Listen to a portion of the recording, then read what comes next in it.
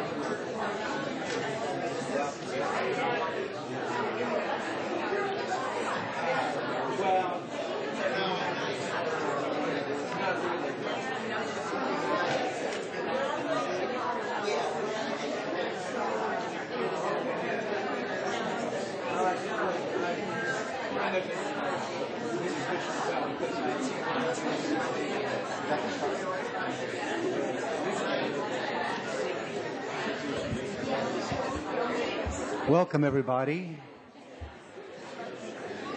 Is everybody here, or is there anybody missing from Burke Museum Caverns last night? Did everybody show up? I recognize 98% of the faces, but not everybody. So for those of us who may not have met everybody yet, I'd sort of like to get a breakdown here. How many are academic law librarians here? That's the vast majority. I got a good one there. How many are firm librarians? Ah, interesting. And government. And let's see, Willie. He has his own category. And we also have some special guests here. There's Ken Hirsch from AALL. So if you haven't met him yet, he's going to be around all day. He'll be talking at over the business meeting time, so feel free to say hi to him. And again, I want to thank Alana. Is Alana here? She's probably out front, but there she is.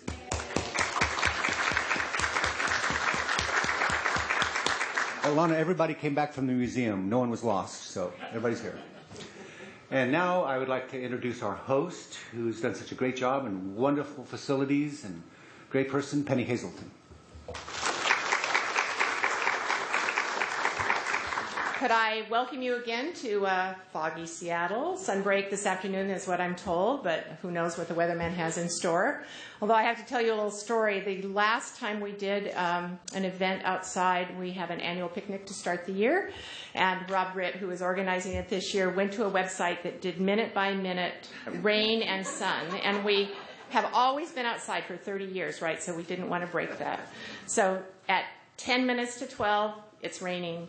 At 5 minutes to 12, it's raining, and Rob is going, but at noon, the sun comes out, and it did. So we just wait. You just have to wait long enough, right? So anyway, we're very happy to have you here in Seattle. It's a great set of programs, and I have loved working with Alana and with the programming committee to try to make this an easy transition. Anything that goes well is Alana's responsibility. Anything that's screwed up is mine. I'm delighted to welcome this morning our Senior Associate Dean, Greg Hicks, who's going to bring greetings from our Dean, who's ill today. But I know that you're all happy to be here and that there's a lot to learn today, so I will not further introduce him except to say that he loves the Far West almost as most of the rest of us do. So thank you, Greg. Thanks, Katie. And I even recognized Willie when I came up. Just happy days in Laramie and drives through Muddy Gap.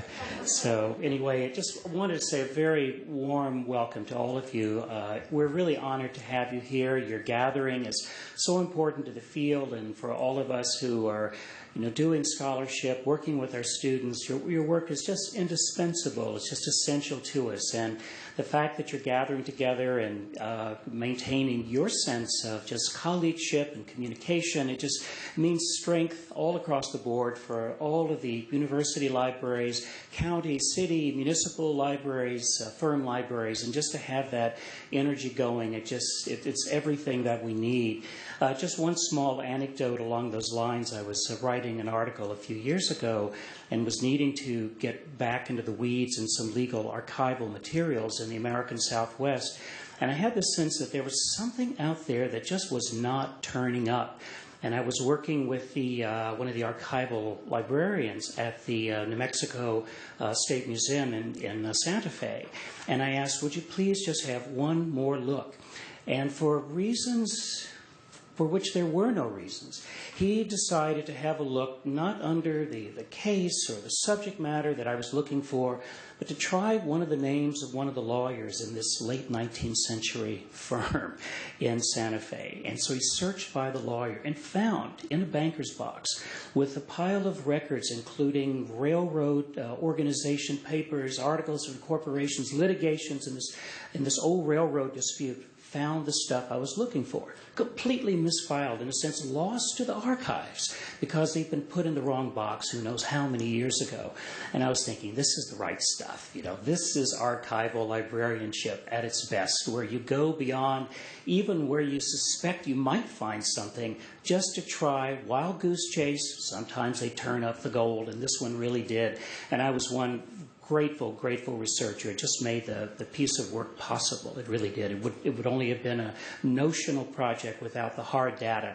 And so all of us, in ways that are both spectacular and just everyday, are so deeply grateful and have reason for that gratitude for all you do, and especially as this world of information retrieval just gets more complicated, more intricate, everything from online resources to the old hard books and paper, everything you do just requires such integration of so many elements. And you guys are the pros, and we're in your debt. So we're glad you're here, honored to have you. So have a great session.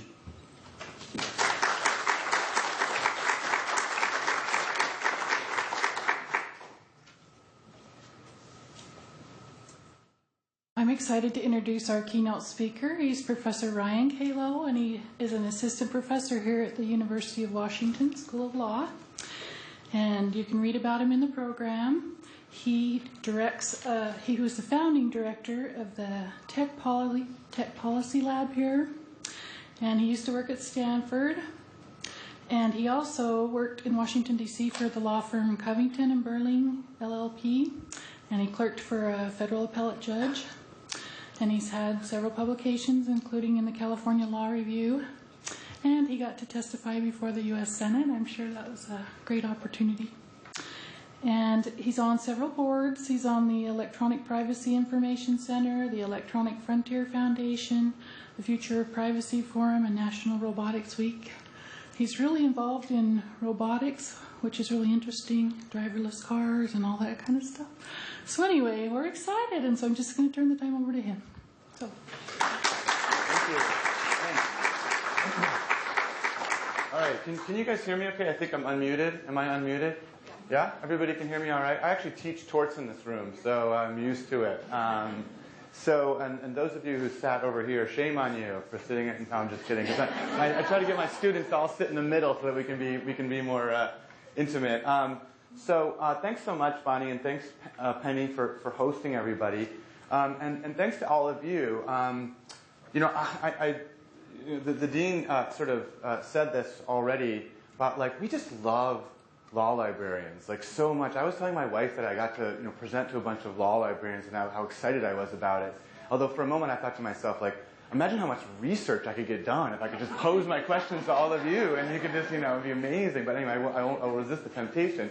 But as Bonnie said, I spent a couple of years at Stanford Law School, and I was just blown away by the folks there, by Paul Lomeo and Sarah and George and Erica Wayne, and they were just fantastic law librarians. And when I left there, I thought to myself, because I went on the legal academic market, I thought to myself, well, I'm never going to see this again. This was just a level of service I'll never see again. And then I got to the University of Washington and worked with Gallagher law librarians. And again, it was just this incredible experience where people were just so deeply interested in what you're doing, extremely creative in their research, as the dean alluded to, and so forth. Just to give you one example, I asked somebody actually who's in this room to find people analogizing the complexity of weather. An example of people analogizing the complexity of weather to people analogizing the complexity of human mind. Okay, because I was working on something where I thought that would be a relevant data point. And this librarian found 4 instances of that, which was amazing. So the other thing I thought about was the fact that I actually have never, ever heard, and I've been around, I've only been teaching for a couple years here, but I've been in legal academy for a while. I've never heard a law professor ever complain about their librarian. Not once. I've never heard anybody say oh, our law librarians, you can't get them. Nobody ever does that. And law professors, we practically complain for a living, and we never ever complain. It's amazing. So, all of this is to say that you guys are awesome, and you should be really proud of what you do, but you already know that. Okay. I also talked to some librarians about, I said, I'm going to be, keynoting this thing. It's a big deal. It's this group of librarians from the region, what should I talk about? So I actually talked to a couple of librarians in different places about what I should talk about, and this theme emerged from it, which you'll hopefully appreciate. They said, don't talk about libraries. Don't talk about the future of libraries. Don't talk about digital natives. Don't tell them that everything's been going on. They work in libraries. They know about libraries. And I said, all right, well, that was very freeing for me because I thought, like, well, I'll just talk about what I'm interested in, what I work on, hopefully draw some parallels to what you work on, and that's how it would proceed. And so I was happy to have that advice. So what do I work on? Well, I work on, I work on the internet, internet law and robotics. Basically I work on issues of how the law interacts with emerging technology. And so I wanted to start off with a story from the inaugural, this is 1996, University of Chicago, the inaugural Cyber Law Conference, which took place in Chicago, and it was all these people who were really excited, probably law librarians among them, really excited about talking about how the law related to the internet. And so they invite this keynote, and even a poorer choice than me, to address this group. And it's Frank Easterbrook. People know who Frank Easterbrook obviously is, Judge Easterbrook. And he takes this occasion of mind you, the first ever Cyber Law Conference to just throw cold water on the whole enterprise. And just to say, there's no such thing as internet law, and there never will be. Right? It would be like me coming here and being like, robots are going to take all your jobs, so you should just go home. I mean, it's an incredibly weird thing to do at one level. And so he basically makes 2 points in his address. First, he says that internet law is like the law of the horse. And what he means by that is just that there are lots of laws that relate to horses. You know, contract law relates to horses. There's regulations for horses. There's all these things that people get hurt by horses. And so there's all these laws related to horses. But we don't have a law of the horse class. That wouldn't make any sense to organize a class around that, right? And he thinks cyber law is going to be like that, where, yeah, there's issues with the internet and law, but it's not an organizing principle. Okay, that's the first point that he makes. The second point that he makes is you lawyers and law librarians and law professors and so forth are not equipped to talk about the internet or computers. Let me just tell you, I wrote down the quote for you. He says, very colorful, "I regret to report that no one at this symposium is going to win a Nobel Prize anytime soon for advances in computer science." That's the first thing he says. Skipping, "Beliefs lawyers hold about computers and predictions they make about new technology are highly likely to be false. This should make us hesitate to prescribe legal adaptations for cyberspace. The blind are not good trailblazers." That's what he says. By the way, not a very ableist thing to say, but we'll put that aside for a moment. So, whatever you think about his first point about whether the cyber law is the law of the horse, I mean that's a live debate. People talk about internet exceptionalism, whether the internet really is different. People talk about that. That's people will hold really interesting views around that. I submit that he was just dead wrong about the second point. Okay, and so first of all, I have a lot of experience with cyber law scholars. I'm in this community. I talk to them all the time.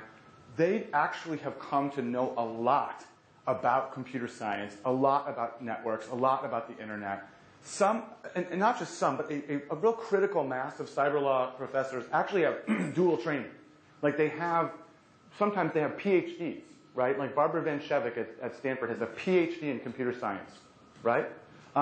She may win a Nobel Prize in computer science. I mean, she has that training, and many others. We just minted a newly dual-trained Jonathan Mayer. He's got a PhD in computer science and a JD from Stanford Law School as well. And I have students in my class who are just from undergraduate or sometimes graduate students who have this training, right? So you do have a lot of expertise. But what was really weird about Judge Easterbrook's assumption, excuse me, in my view at least, is why couldn't we just ask somebody?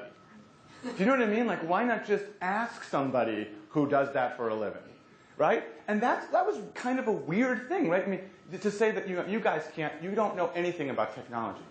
Yeah, but but Brenda knows a lot about technology. Why not ask Brenda about the technology, and then we'll work together, right? So that was a bizarre thing. But in 1996, and even today, it's not really all that strange, I would submit to you, because the legal academy and law schools tend to be really siloed in a lot of ways, right? We tend to be, just don't feel like we're a part of the broader university necessarily, This is a very, very, very common thing. When I ask people out, in different conferences, like whether they feel like they're a professor of law and they're a law professor, or they're a professor at the university, they inevitably they think that it's a weird question. They're just law professors and they work at the law school, and that's how our attitudes are.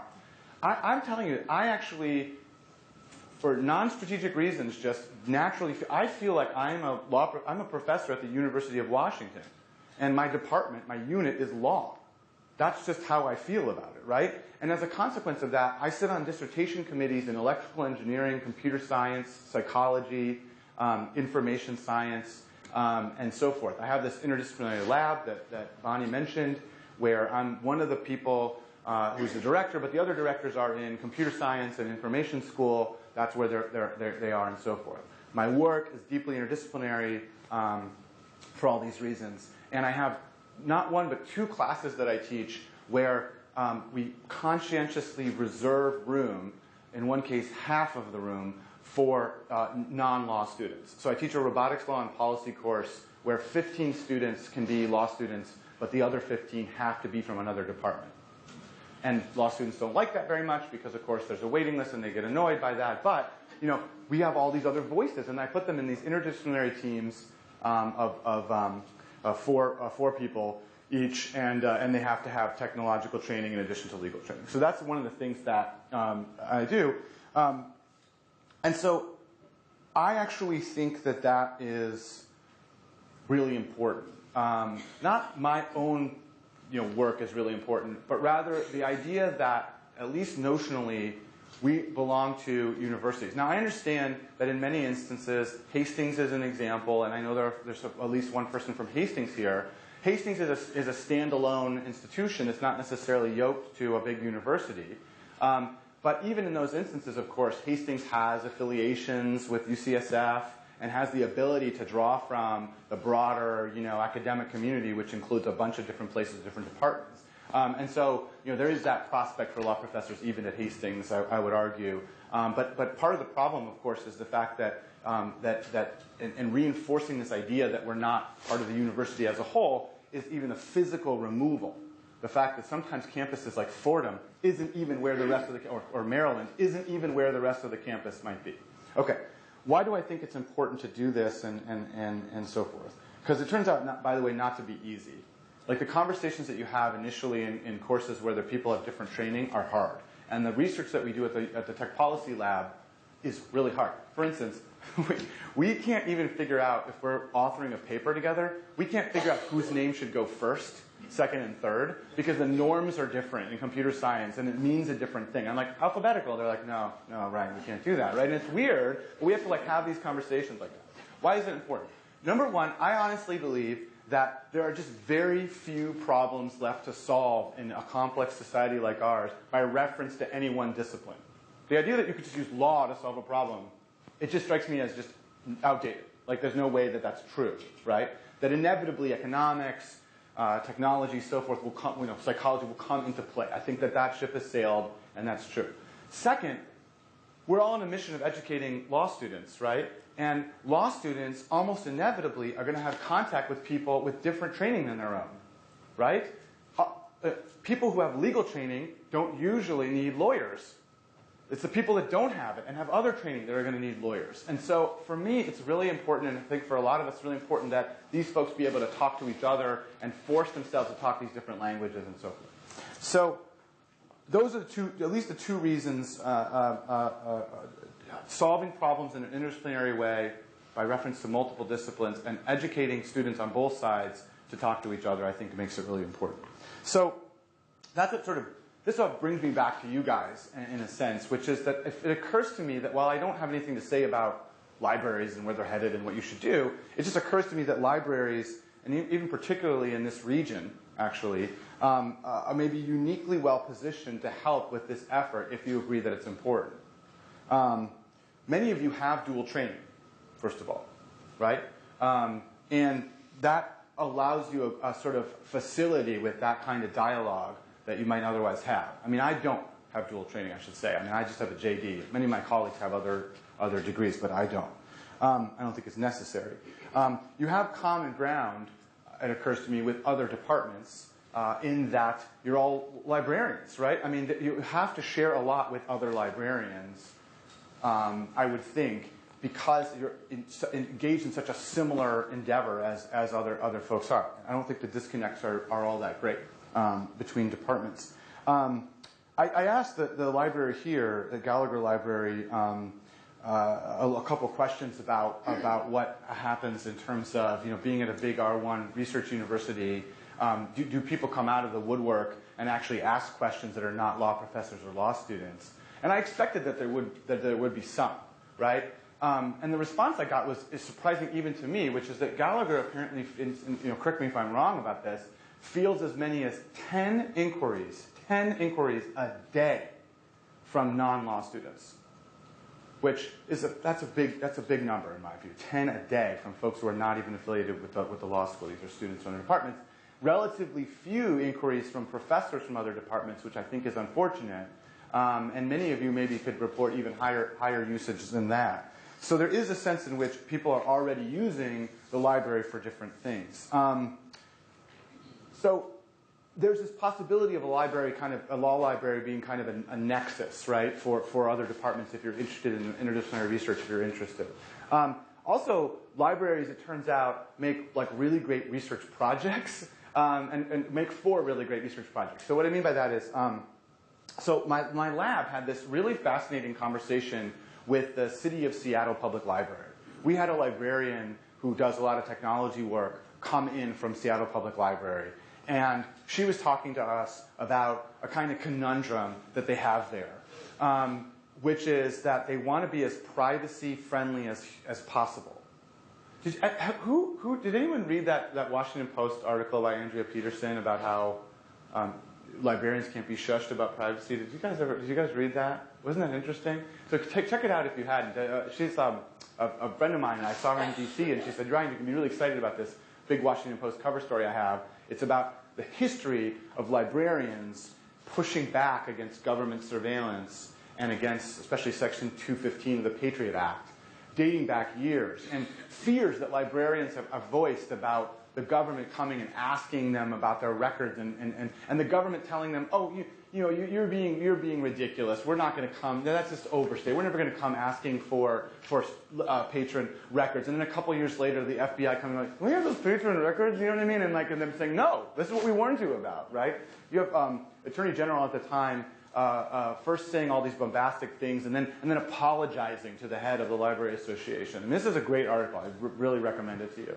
Anyway, she was coming in saying, we want to be responsive to our patrons because we want to make sure we understand what are people taking out and what are the demographics and how can we be responsive to the city of Seattle, right? And that requires data often, but we do not want to hold any of the data ourselves. And so she was just presenting this conundrum to us. And I had people in there from the computer science department, from information school, one from electrical engineering. And first of all, they were really interested. They had no idea that this was a problem that the public library faced. They just didn't know that. And they were super excited about it. And that was already pretty cool. The second thing was that they were able to help the Seattle Public Library realize certain things about its practices that were not quite as secure as they thought. And this is sort of a little inside baseball, but why not? But basically the idea was that the library, as I understand it, was regularly expunging, it was regularly deleting records after people had come and taken out a book. So you come and take out a book material, then you get rid of it. Do you guys do that, by the way, or do you do that too, right? So yes, so maybe you'll have the same moment that the Seattle librarian had when I described this to you, but the idea is that you don't want to have all that data about your about your users because you don't want people to be able to come get it and so forth. And I think that's perfect, right? So she's saying that's what we do. So we can't analyze it and so forth. And so then the computer researchers started asking some questions. Well, how do you handle holds? How do you handle holds? And she was like, oh, well, we have this hold system. And yeah, we do keep people's names in there for temporarily if they have a hold. But when they come in and get the book, then it's off of the hold and so forth. And anyway, so then the government can't come and get that information. And then the computer researcher said, how do you tell people that they remind people that their book is on hold. She said, well, we email them. Email them? You email them your book about how to discover a Muslim or how to discover transgender.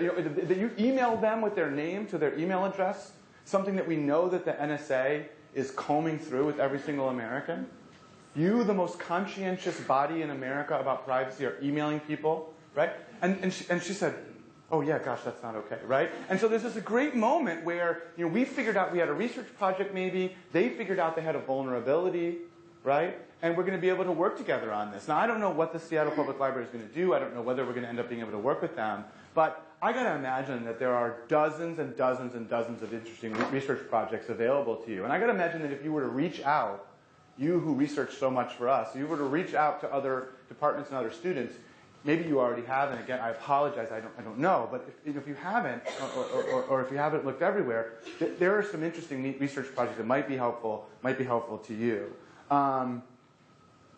So I definitely want to have a chance to do some Q&A, but I did want to mention a couple other small things here. One of the themes that is sort of I feel is emerging in my own sort of thinking that I don't have my mind totally around this yet, but I want to share it with you anyway.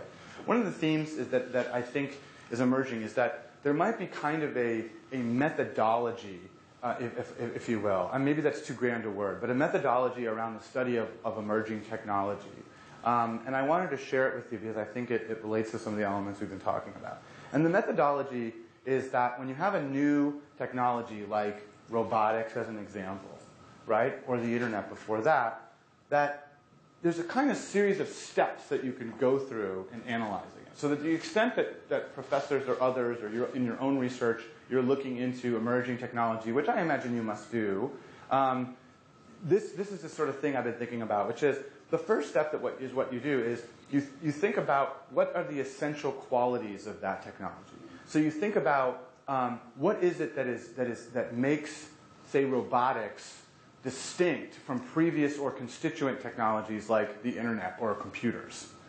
And then having done that and sort of isolated what is essential about the technology, you ask a follow-up question, which is, what new human possibilities are there? What new human experiences does this technology now permit or allow or mandate or cut off, right? And then finally, so the idea being that with the internet, ubiquitous, asynchronous one-to-one communication or one-to-all communication. This was not a very common sort of thing. It was broadcast model versus one-to-one. Not this, and it was in real time. Not this asynchronous, and that really changed a lot of things. And then with robotics, we have these assumptions about how hard it is to do aerial surveillance that then drones disturb, right? So the idea is like what human experiences are now possible that weren't before, and then finally, what assumptions does the law have about what's possible, right, that no longer hold true? And although this may seem simple, and so I may be a little grand to talk about it as a methodology, this sort of emerges as being a kind of a way to parse through basically emerging technology as a research thing. And so so we at the lab apply this to various kinds of things like artificial, augmented reality, for instance, robotics, whatever it happens to be. But then the really interesting thing that's occurred for us then in terms of using this sort of, again, I don't know if it's this approach, let's say, to it, is that it's for us it's really come to, for me, let's say, it's really come to crystallize what it is that I'm looking for when I do research into things. Because I'm actually looking, and it allows me to compartmentalize to some extent who I'm asking the questions of. So now what I do, and I don't know if you have experiences with this as well, but now what I end up doing is I end up talking to different libraries first before I end up talking to you guys in the law library. Now, maybe I shouldn't do that in a sense, because I bet you're perfectly capable of doing the other stuff, but I end up doing this as a way to sort of, in my mind, so if I have a question about the state of the art in terms of some particular technology, I will end up actually talking to the libraries that do that. And then when I get to the sort of human experience stuff and the law stuff, then I'll turn to this particular library, and I do that in phases. And I found it to be sort of interesting and fruitful. Although, I imagine one day we'll come to a point where sort of everybody's capable of doing everything, but that's sort of been so forth. So that's one sort of lesson, a research lesson that's come to me. And I don't know, maybe there's a way for us to facilitate that handoff. Because it's a little I had this recent question where I had to look into an economics question. I talked to the economics library. But they ended up not being able to pull the resource that I wanted, but then Grace in our library was able to find it. So there's just and there's sort of weird communication between the two. But that was an interesting experience where this played out, and I think that the integration could be sort of better for that. And then the second thing is, when we're going to sort of solve the problem, there's this sense of the need for interdisciplinary sort of, I guess what you call it, interdisciplinary pragmatism. And I'll sort of end on this, but interdisciplinary pragmatism is, again, some invented thing to be helpful, but the idea is that rather than bring to bear other literatures and other methods and so forth onto what you're doing, like the way that law and literature does, or law and economics, you actually sort of roll up your sleeves together and solve these problems by talking it through with each other. And again, just to reinforce this point, I feel like this is a story that is immensely about libraries too, because I cannot tell you how many times I sort of hear from my students that they want to get the kind of legal, that are non-law students, that they want to get the kind of legal methods training that you do, and also the role that this library and the library on campus has had in terms of bringing people together, right? So, going from, again, just sort of what it means to be someone researching in an interdisciplinary way these days, the role that the library has had, and then finally sort of how we're trying to come up with the kind of approach or maybe more grand methodology for doing emerging technology. For me, that story has been intricately wrapped up with a librarian and with the resources that you bring to bear. So with that, I would just be happy to say that if you have any questions whatsoever about sort of what law professors some of you are law professors, but what they're thinking about, or any of the work that I'm doing on robotics or drones, artificial intelligence, anything else, or any questions about what I said, I'd be super happy to entertain them. So yeah, thanks very much. Have an awesome rest of your conference, and I hope that you have some questions for me. Thank you.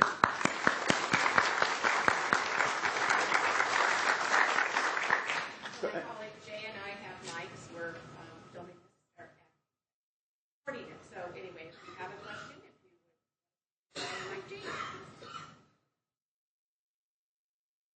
Lenny, did you get these turned on for us? I don't hear it.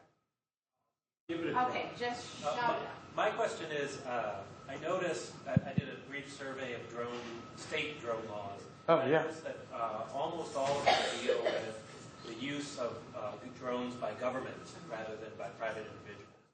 And I personally was a little surprised by this. Do you think that this reflects in any way a permanent trend, or a permanent character of people's concerns with drones, or do you think that this will expand and include laws dealing with private use of drones? So I don't know if everybody heard that, because I'm not sure if that was working correctly, but the question was that in researching state laws around drones, and what was your name, I'm sorry? Lewis. Lewis is saying that in researching state law around drones, what he's found has been that most of them tend to apply to the government use of drones. And the question is whether we'll see an expansion of that to the private use of drones. I think we will, but I actually think there's a couple of reasons why you might only find right now government use of drones, state statutes, and why we haven't seen private use of drones. And they're these, and they're specific. They're these. Number one, you tend to get sort of stranger bedfellows and easier coalitions around government surveillance than you do around private, because everybody's concerned about government surveillance seemingly, but only certain constituencies are concerned about private. There are people sort of who have a First Amendment bent, or pro-innovation bent, or whatever it happens to be. hobbyists and so forth, who are against placing limits on what people do who are citizens. So that's one of the political will is one issue. Another big issue is the fact that until relatively recently, we've seen very little movement on the Federal Aviation Administration permitting the domestic use of drones by private entities. And so the way it worked was that initially when drones came out, the Federal Aviation Administration, for lack of a better word, sort of freaked out about it. And they were like, oh my God, no. You know what I mean? And so they said, nobody can use these things. And they said, well, you know, not nobody. I mean, if you got your own little drone in your backyard and you're far away from people and you keep it within line of sight, you're like a hobbyist, then you can use it. But you can't use it for commercial purpose and you can't use it near people, right? And that remains today basically what's going on. So if you try to use it to take a video of this campus, the FAA can send you a letter and then try to fine you. What's happening now is that the FAA is slowly allowing commercial uses. The first was in Alaska. The second was in Hollywood. It's very intransparent. It's hard to understand exactly like why the FAA is letting certain people and not others use it. It seems to kind of be weirdly mapped around to like political clout. So like the energy sector can use it, and now Hollywood can use it, and I'm just expecting like Wall Street will be able to use drones next or something. But anyway, the point is not a lot of people can use them, but there are some live issues in the courts about whether or not these fines are okay and whether or not the FAA has gone through adequate process in order to restrict this drone activity. So my point is that once people start to use drones more and more and more, right, then you might imagine that that we'll see more restrictions that are to private entities because you'll see more private use that bothers people. And there's yet a third reason why you might see more state action around public use, and that's because there's a little bit of question about whether the states can control the airways at all, right? I mean, the FAA claims this. We run the sky, guys. Whatever happens on the ground or like a little bit above the ground, that's on you. But we control the skies. And so one thing that states can certainly do is control the behavior of their own employees, right? So if it's a state employee, a public and municipal employee, that can be regulated. Now, I've made a couple arguments in this space. Not that you asked, but I'm going to expand a little bit. I've made a couple arguments in this space, and one of them has been, look, why drones? Why flying robots, right? So almost every state law, and correct me, Liz, if I'm wrong about this, every state law tends to have a definition that is flying, unmanned. Basically, it's unmanned aerial systems. It's pegged to the Federal Aviation Administration definition, okay? And as a person who looks at robotics closely, I can tell you there are all kinds of innovations that don't fly, right? There are robots that climb the side of buildings.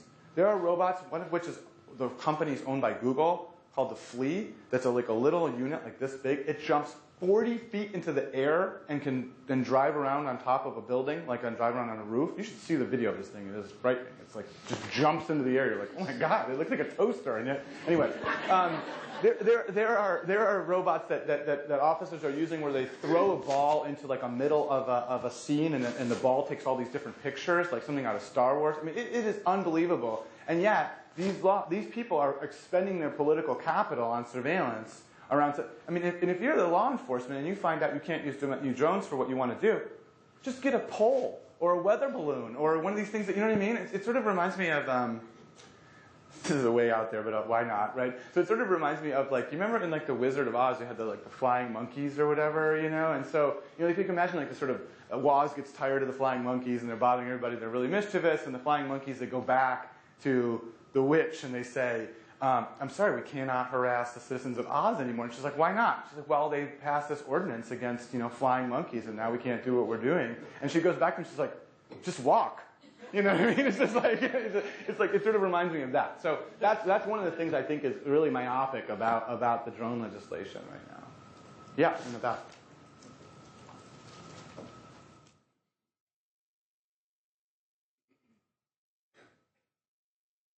So you've talked about working cross-disciplinary between law and technology. As we're looking at the intersections of new technologies, to what extent are you trying to bring in people from other disciplines, say philosophy and particularly ethics within philosophy, looking at the human impact and whether or not just because we can do it, we should do it, and to what extent can those ethical concerns inform the law? Yeah, that is a fabulous question, and one that we are confronting squarely right now, right head on in this robotics law community. I will say that we were very self-conscious at the Tech Policy Lab to explicitly layer that in. And so where I said one of my collaborators is from the computer science department, the other is Batya Friedman from the information school, who is the pioneer of so-called value-sensitive design and is an ethicist, in essence, right? And on her faculty are people like Adam Moore, who's a philosopher, and so forth. So Batya is our design ethics voice. We wanted to integrate that directly into what we're doing. So if we look at augmented reality, for instance, we look at the computer science, what is augmented reality, what could it be? We look at the law, what are the repercussions of architecting augmented reality one way or another? And then Batya and her students will look at the impact of augmented reality on certain populations or the ethical ramifications of augmented reality. Or do you see what I mean? And so it is difficult because that's yet another language you have to integrate, but I think it's absolutely central. The other thing I would say is that we didn't make very good choices.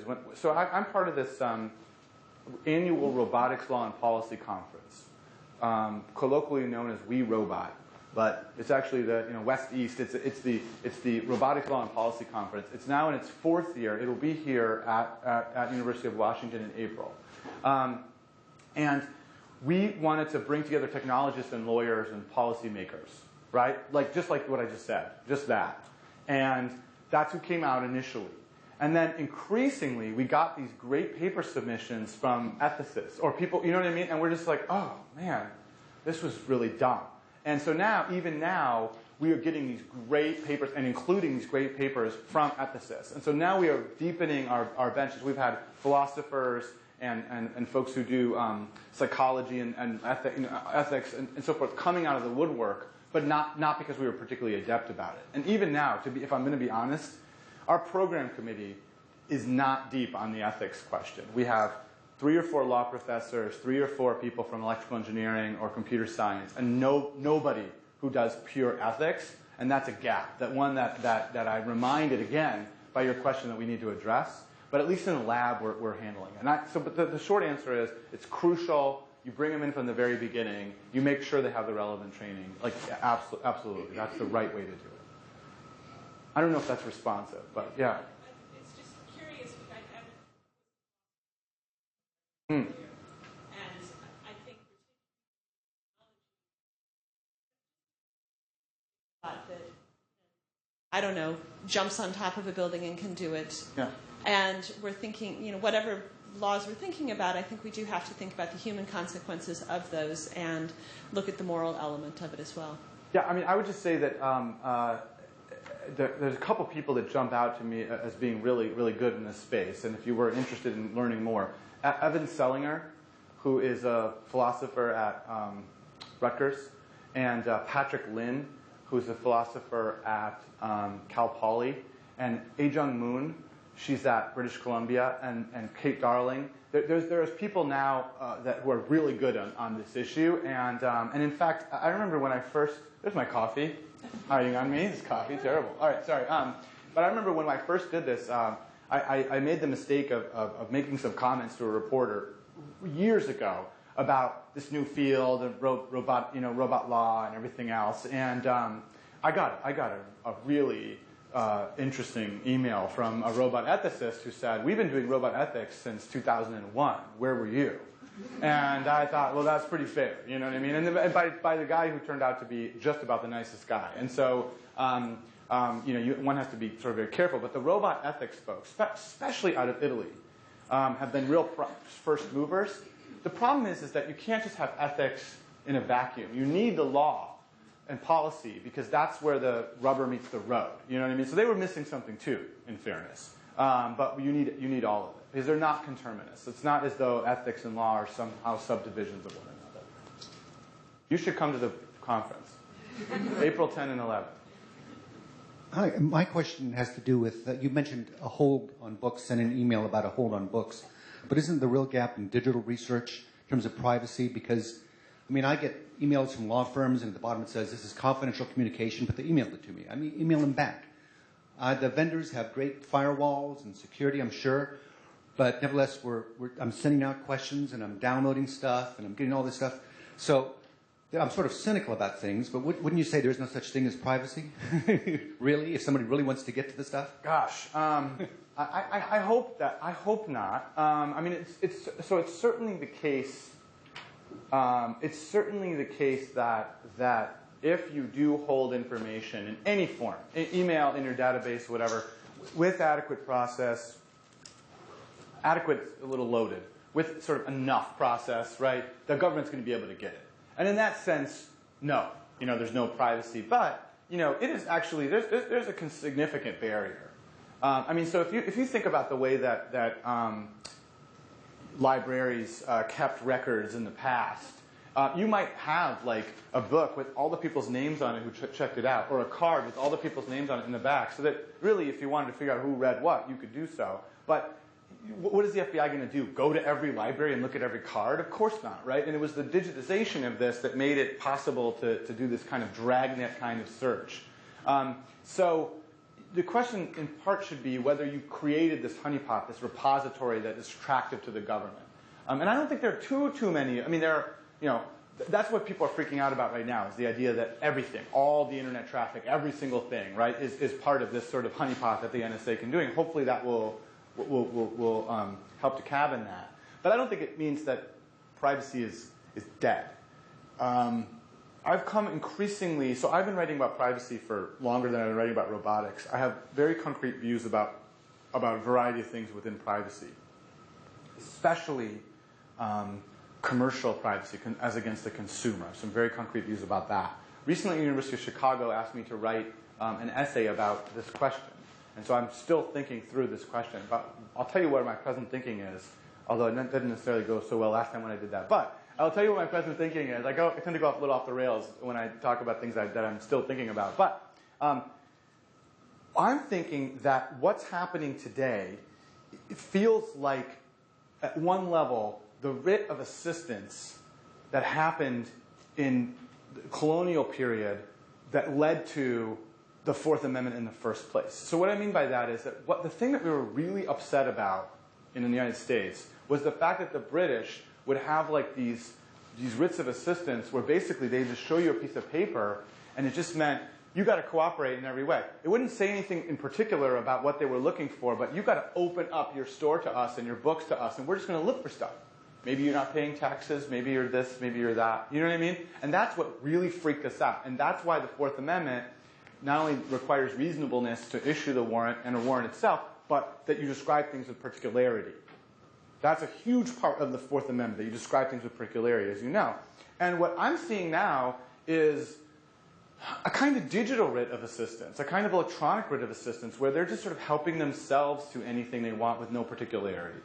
And I worry that it's going to transition from a privacy issue of looking for every single thing that's coming through the transom everywhere they can and trying to isolate what's wrong, to actually directing libraries, maybe corporations, maybe other kinds of institutions, to look for stuff for them that they've adjudged to be unlawful. And what I mean by that transition is, there was a story about Google, and Google is running all of its attachments by the database for the National something exploited youth. What is that? The National Center for Missing and Exploited. The National Center for Missing and Exploited Youth. They keep a database, by the way, God bless them, of all child pornography that's known, and then Google will run that database, everything by the database, in order to find child pornography, and then will report it to the government. By the way, I'm all for that, right? I'm good with that.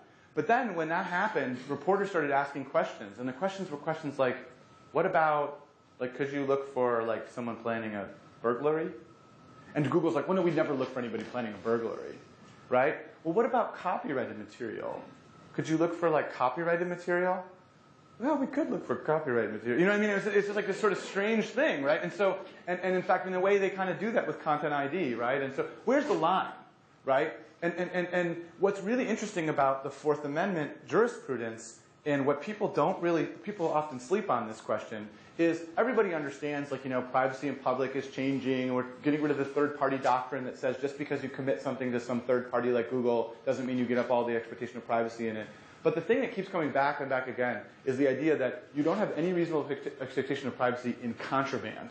Meaning that if something's already unlawful, right, you don't get, it's not even a search to look for just that. And obviously the consummate example is dog sniffing, right? So the idea is that if you sniff somebody's car, turns out their apartment, their person, and you look only for yes or no, do they have marijuana on them, or not here, but yes or no, do they have cocaine on them, right? Then that's not even a search, because you don't have any reasonable expectation of privacy in contraband. And it's not, by the way, it's not just dogs.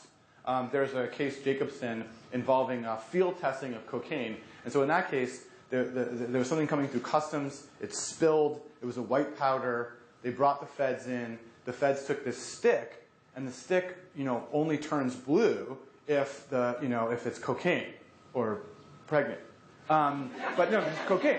And so they show this in the stick. It shows that it's cocaine, and that's not found to be a search because all it does is alert to whether or not it's contraband, right? If you take that to its natural algorithmic conclusion, it would be feasible for us to spot a whole range of activity that we know to be unlawful and to force institutions, including yours, to report that back to the government. That is where I think the death of privacy starts to feel like a real issue. It's a real issue now, but that really concerns me, that trend. And so I'm going to write about this for Chicago. We'll see how it goes. If you guys find any research related to this, RCALO. I'm sorry, I had to do it. I feel terrible. Other questions? So I did privacy, robotics, anything betwixt in between. Yeah.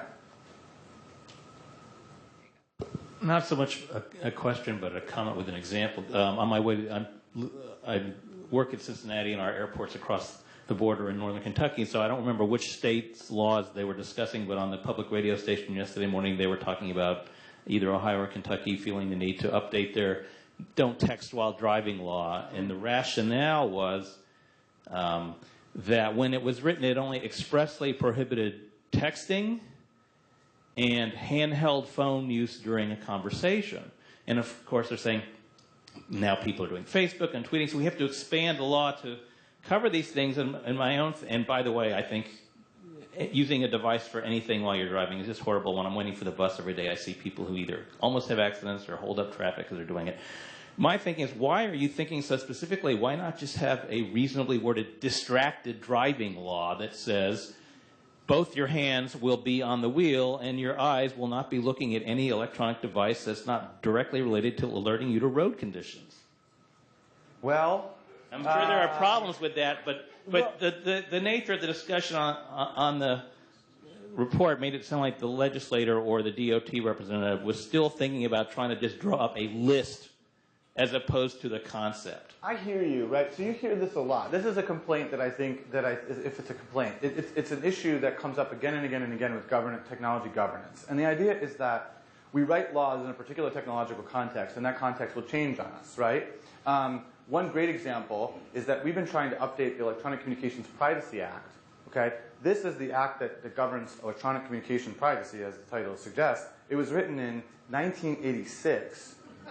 Okay, before Al Gore invented the internet, and so it's very different. And people are saying it doesn't make any sense, and they're saying it doesn't make any sense in concrete ways. So one example, my favorite, is if you have something in storage for 180 days, and like say you just it's a few months in storage, you need a warrant to get it. But 181 days, you just needed an administrative subpoena. Administrative subpoena doesn't go to a judge. It's just sort of like, I want this. Here's my subpoena, right? I mean, that's basically what it looks like. That doesn't make any sense anymore. It was written at a time when storage was very costly relative to today, and the idea was that if you had something in 180 days, you don't want that. It's like abandoning it. You know what I mean? And so people want to update that. The problem is, on the other side, is that it's the deep problem between rules versus standards. If you just use a standard, right, then people are not going to be sure what they can and can't do. Do you know what I mean? And so, and so that's why the Federal Trade Commission is charged with and been so successful with enforcing unfair and deceptive practice as against technology. What does that mean? You know what I mean? And they've been but then on the other side, people have pushed back and said, companies don't know what they're supposed to be doing. There's no regulations here. You're stifling innovation. And so it's a problem. I tell my students that line drawing is one of the most endemic issues. And the reason I'm pointing to my coffee again is because the example I like to use is the idea that I found myself one day getting out of my car and dumping the small remainder of my coffee into like a park that I was parked next to. And then I thought to myself, am I littering? And I don't know the answer. And yet littering is something everybody knows, and every jurisdiction has a anti-littering law, and it says something specific about what litter is.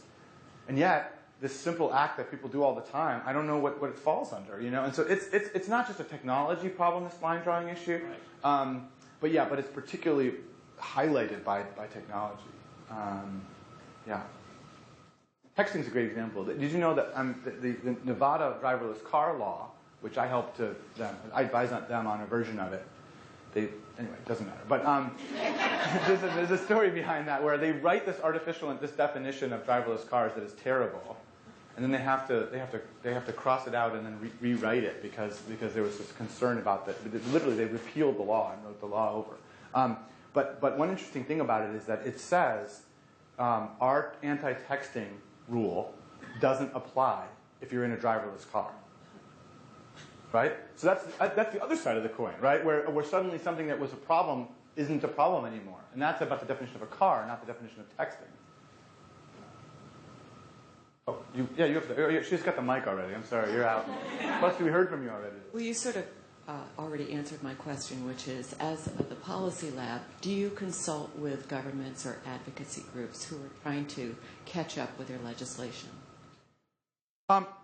Yes, we do, and in fact, that's a core part of the mission, but we haven't done that very much. So what I mean by this is, we were founded over a year ago through a generous grant, I should say, from Microsoft, $1.7 million.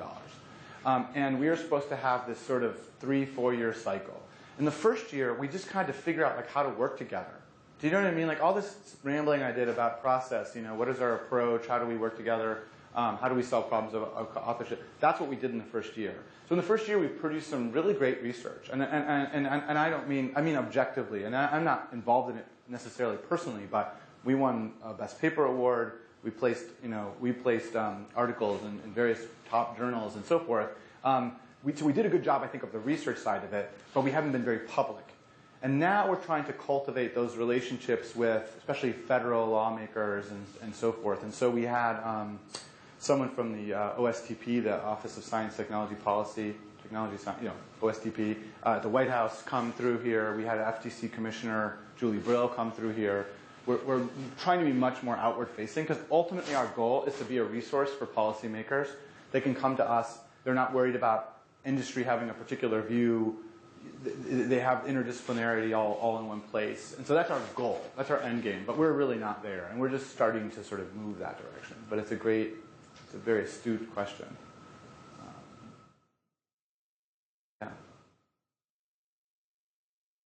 I don't want to go into your break too much, but I'm happy to answer questions as long as you want. Yeah. I remember reading recently an article about a guy who had come up with a method to scan the sewage input with lasers to determine whether it contained the metabolized compounds from drug use, and that he could identify almost on a house-by-house basis where people were using different drugs. Oh man, that's a great example. Would you seriously send that to me? I mean, all jokes aside about research, I would really appreciate to see that example. And other ones. Yeah. It made me think that perhaps the traditional legal framework of considering privacy as a area in which you have an expectation, and then the state can't penetrate that area, may be becoming a useless way of protecting the goal of protecting privacy.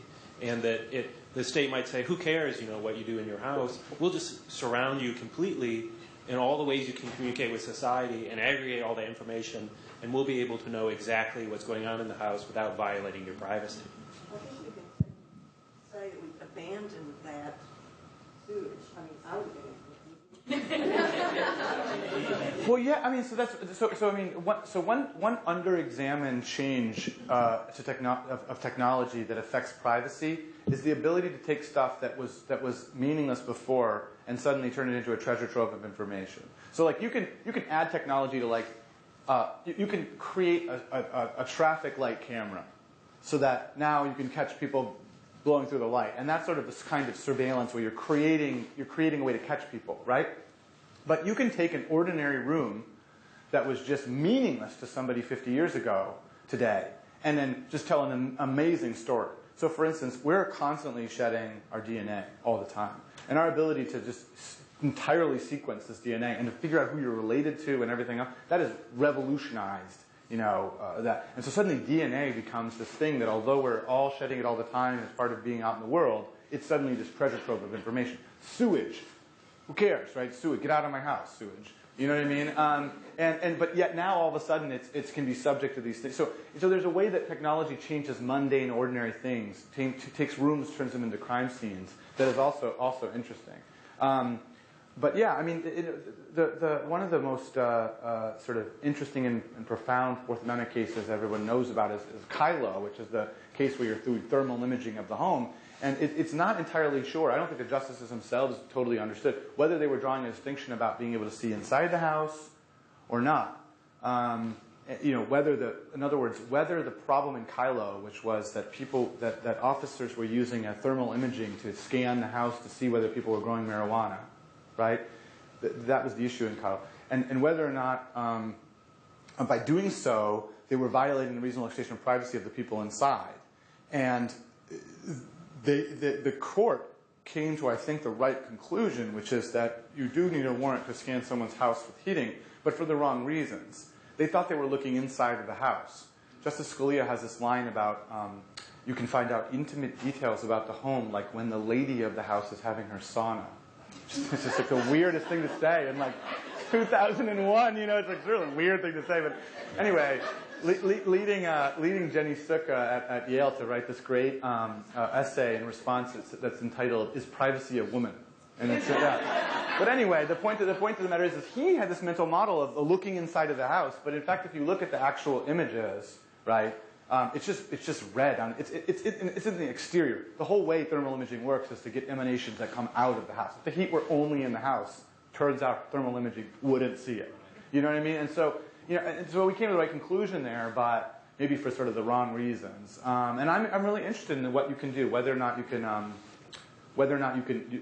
this technology is headed. There are things that you could scan somebody to see if they have a weapon. There's chemical sensors where you can fly around seeing who's cooking meth. I mean, there's all these things you can do now that you couldn't do before. So again, I don't want to get too far into your break here, but I just want to say I really appreciated this, and thank you for the opportunity, and nice to talk to you. Thanks a lot. Oh, thank you so much. Thanks, John. And Bonnie and I want to make a quick announcement. We need to get to the break. Visit the blenders. The vendors. This card is from Marie Cheney, the incoming VP. She just had a kid a week ago. Aaron, boy or girl? Boy, Aaron.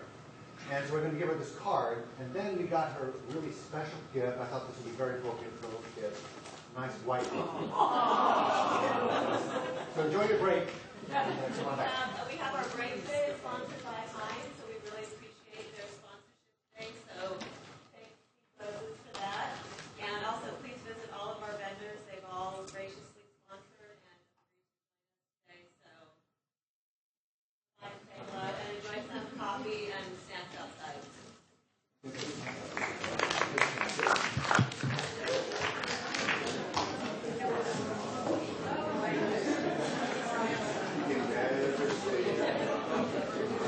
Yeah.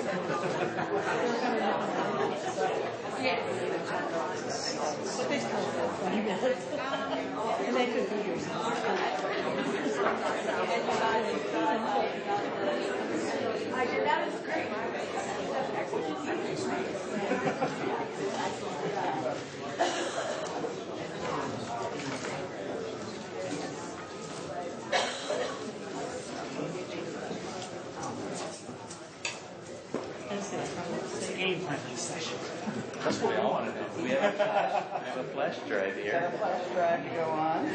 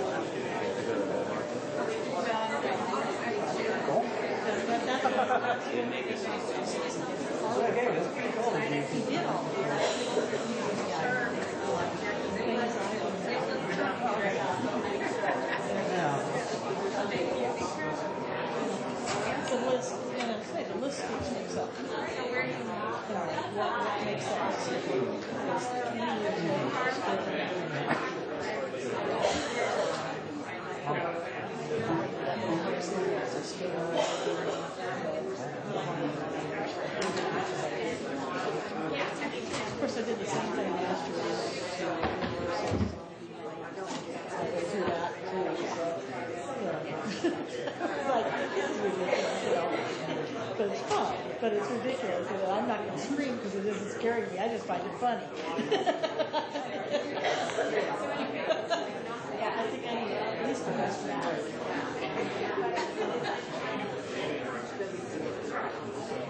41 slides, is that about right? Yeah.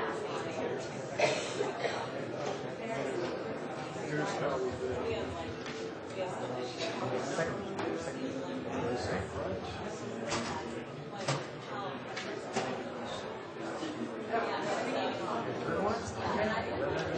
tie almost. Yeah, you know it does.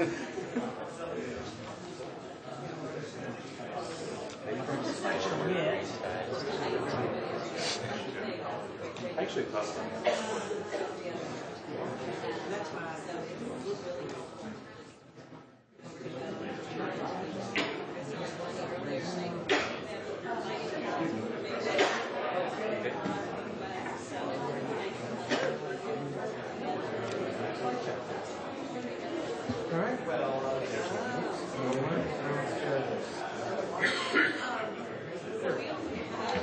Choice, look.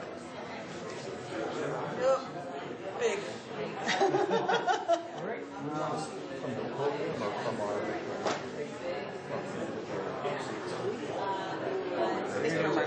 Yeah, because what I'm going to do for this shot, I'm going to, because I know I'm going to disappear in about half an hour into your presentation. Okay. Set up for the business luncheon guys downstairs. Are you part of that business luncheon? Yeah, no. Yeah, we're staying for lunch. Yeah. So it's down in the law library. They didn't tell us where. Okay. We actually haven't made our hosts yet. Just winging it. Okay, so halfway into your presentation, I could just keep shot on the plane for a little bit of time. And then I'll just show you what I'm going to plan to do when I have to step out to go set up speaker PA system and works. I'm going to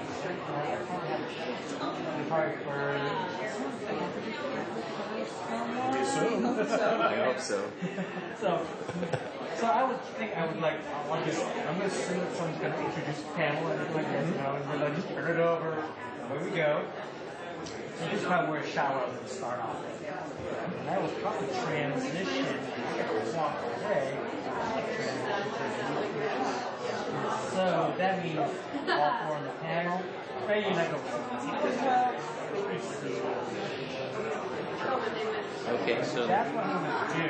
So if you decide to just, well, I'm just going to talk to the panel maybe, talk trigger. Sure, why not?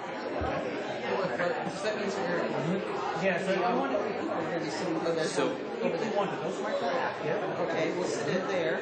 and if we were standing here, you'd see that's my head. There.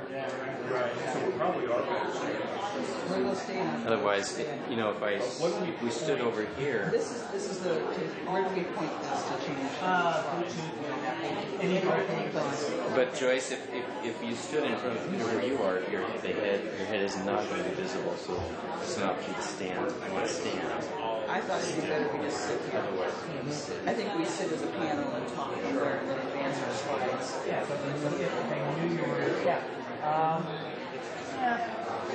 That's what we did at the AG conference, isn't it? We're just sat. Yeah. So go ahead. Just edit the mode. So yes, you can measure size and sitting over there. Okay. Yeah. Let's see. The only buttons to avoid touching is these two buttons in this part. This is your torso back and your forward. This is your laser pointer. Let me see. Of course, we can start on position. Okay. So, but yes, those buttons I definitely try not to touch those. I'll tell you what they do. This button, while you're in slideshow mode, you actually want to press that. It exits you out of slideshow mode. You see how you can slide down your stuff on the top, right? Or the editing side. Now, when you exit out like that, press that again. We jump to the very first slide, do not jump to the slide. So, be careful about that button. This button works like, you're in slideshow mode, it works like the black button, so the left is here. It doesn't work the same way. It actually hides in here, hides there. So, unless you really want to do that, the other button you may want to avoid. Yeah. In general. But hit it by mistake, yes. So yes, if you actually, how to fix it. Actually get out for slide, you're going to. Yeah, or the other idea is come back up here. You know what slide number that is. If you did that, you could already be back in the slideshow mode. Hit the number of that, the number slide is slide 5. So let's just say we're somewhere else. I'm going to hit. We want to go back to slide 5. That's what we have 5 to get a t-shirt. I'm going to go right to it. I'm going to jump to 1. We want to be back at the beginning. Cool. So knowing your slide number, that could be helpful to miss that little thing if you encounter that little situation. Okay. Now, and mine have notes, but they won't show. That is correct. Sorry. No, I don't want them to show. I have to print them. Yeah, okay, yeah. There's ability where, yes, you can see only the notes down here, but it won't display up there. Now, when the lights go down, will we be able to see it? Or these lights are going to be that. I'm not even going to turn these. I'm not going to dim these. I'm not going to turn them off.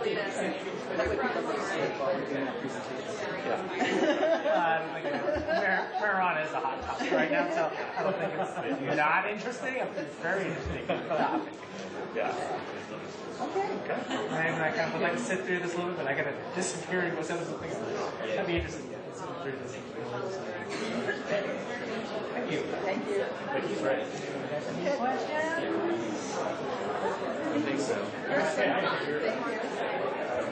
You're welcome. Okay.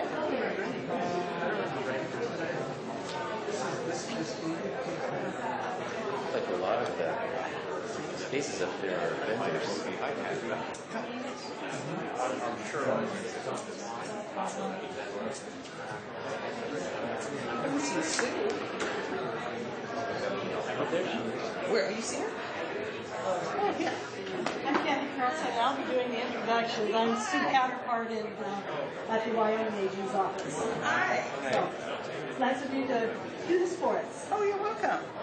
in one of two states, and of course I watch from across the border in the other one. Yeah. And all the little pitfalls I read about in the paper. All the things.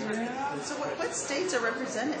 Here, I don't know if everybody's here, but it's Wyoming, Montana, Idaho, Washington, Oregon, Utah, Nevada, California, usually the eastern slope, Sacramento, area, the eastern part of California, Hawaii, and Alaska, and Guam. Not coastal. Not coastal. They have their own celebrations, just like, actually there's a regional that's Seattle, too. They have state entities and local entities. And there's So three. what part of California is it that's Eastern? Sacramento is the Okay, biggest. so I got Wyoming, Montana, Idaho, Utah, Washington, California, Idaho, Hawaii, Guam, Oregon, Oregon and Alaska. and Alaska. And Hawaii. Yes. Hawaii. Next year, our meeting is Hawaii. Oh, nice. Now, gee, do we just speakers at that one? Okay. Yeah, we watch on our angle, like Colorado. Yeah. Wyoming is very the prescription medical marijuana is Yeah, I'm looking at the states that have medical. I'm looking at these states that have medical. And our statute specifically says that we will not recognize the prescription from other states. So nothing. I think complaining that they think a lot of Colorado's Well, they did make Laramie in particular, because the university is only 40 miles above Cheyenne's only 10 miles above. And the university, the Wyoming place said, we will be cracking down on it, we are going to be watching, we're not going to cost it. But I've watched Colorado's little pitfalls. And I have an interesting question, I know you all can answer or not. How does the police tell legal from illegal? It's a possession limit. And under 1 ounce is legal. Regardless of the source. Regardless of source, that's right. Right. So the black market, the law doesn't take care of the black market? Well, distribution is still illegal. Yeah. Yeah, the people who possess aren't being arrested, but the people who sell are. Yeah. So it's very Because that's the only People who sell are growing.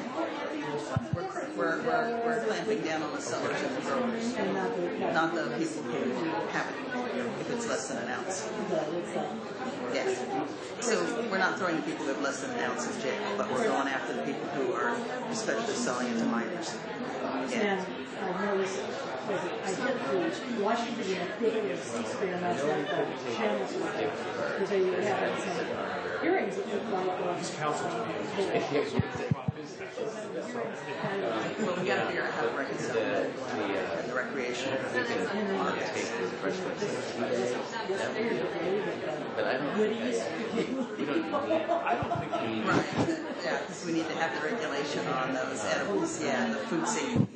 Yeah. 1, 2, 3. the other day. I think they said they're not going to allow. Well, yeah, they have some edibles, and they had problems with it. They've had problems with knocking down more than they have.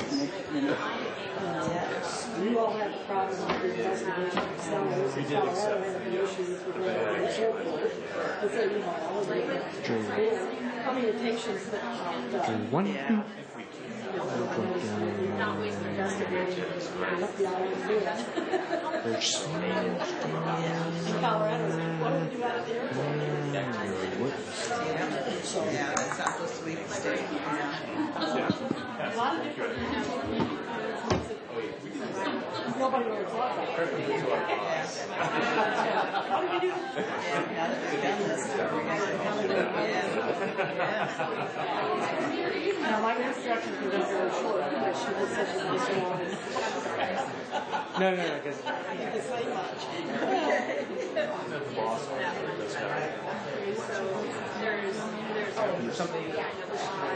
Oh, actually, my version is fine.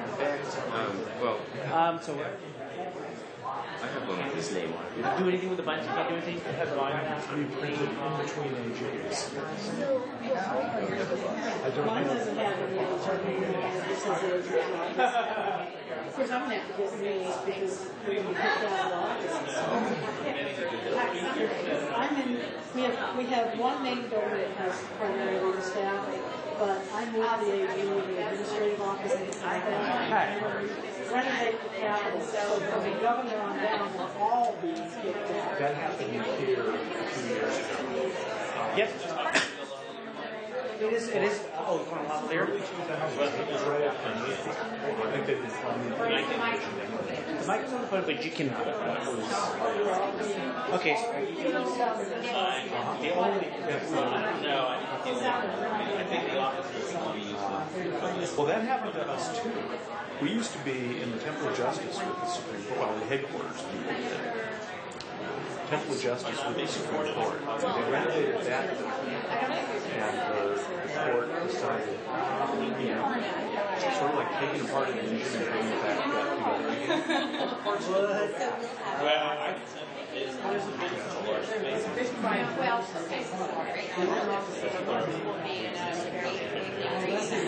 And actually, mine has the old one.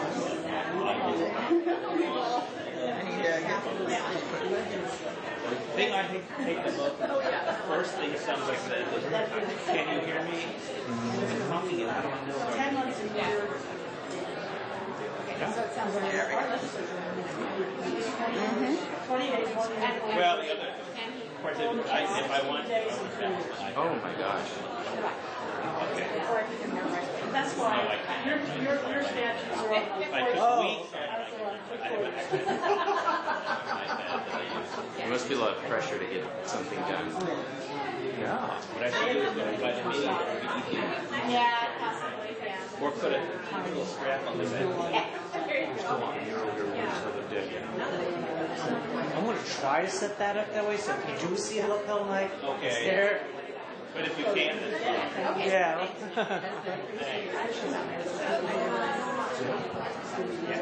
It always is. I think we're going to probably end up in the funeral homes. One of the funeral homes that are beautiful. Just there then.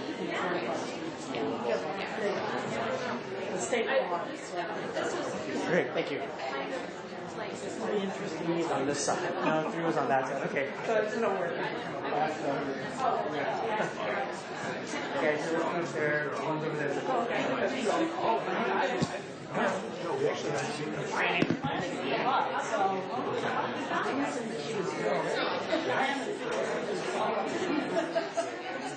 And after our presentation, lunch is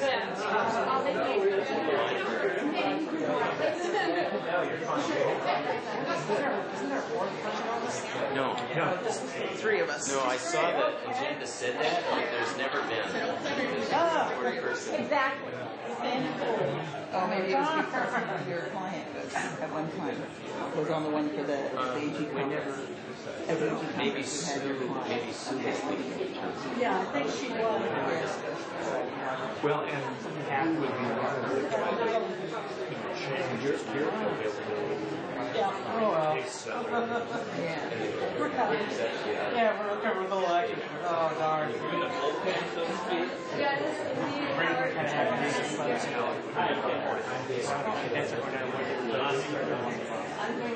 Or that he went to watch.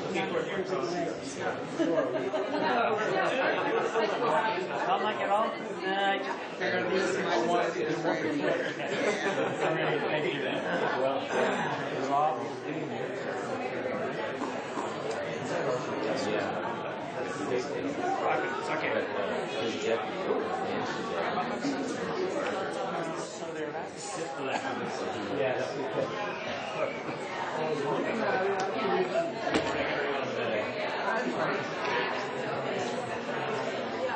was watching this hearing. And you could see this belly. And then he moved, I could see the no one.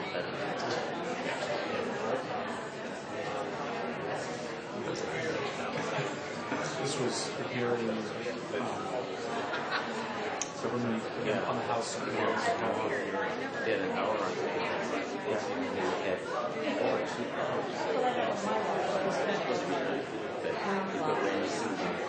had about 16 minutes. Well, I try to sit here until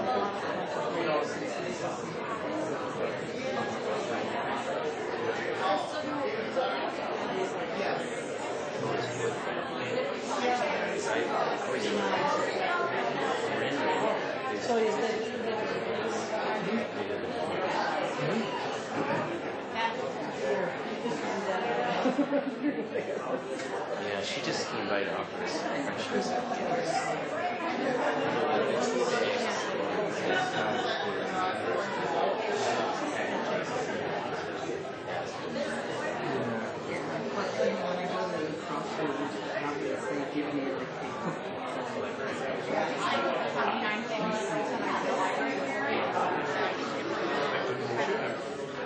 Jeff Even.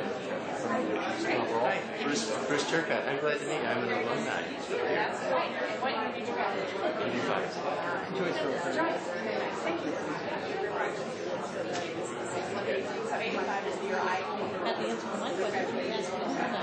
Just before. Right. Yeah, a couple of months. I didn't mind it that well. Everybody else hated it.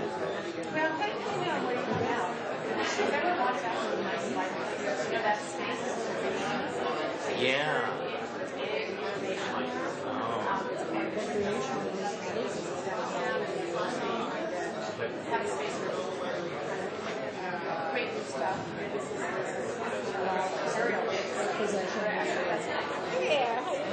Yeah, that was a plan.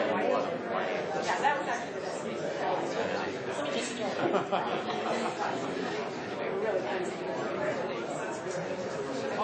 all interested. I was in Oh, yeah, I heard about that. Yeah, that was actually, I paid a little bit of attention to some questions, not all of them. Because they were just so Yeah.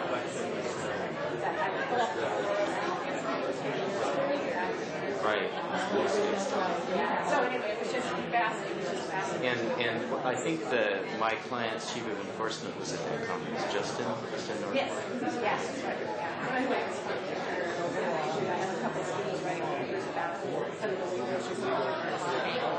yeah. No.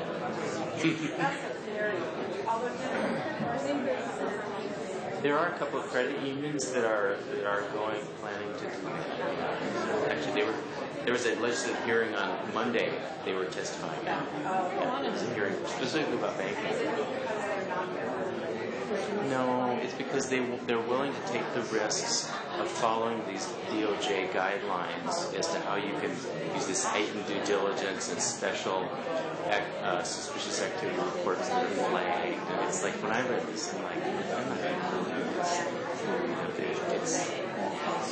You have to know too much about what their customers are doing and what the liquor board rules are. But there's a OTB mechanism.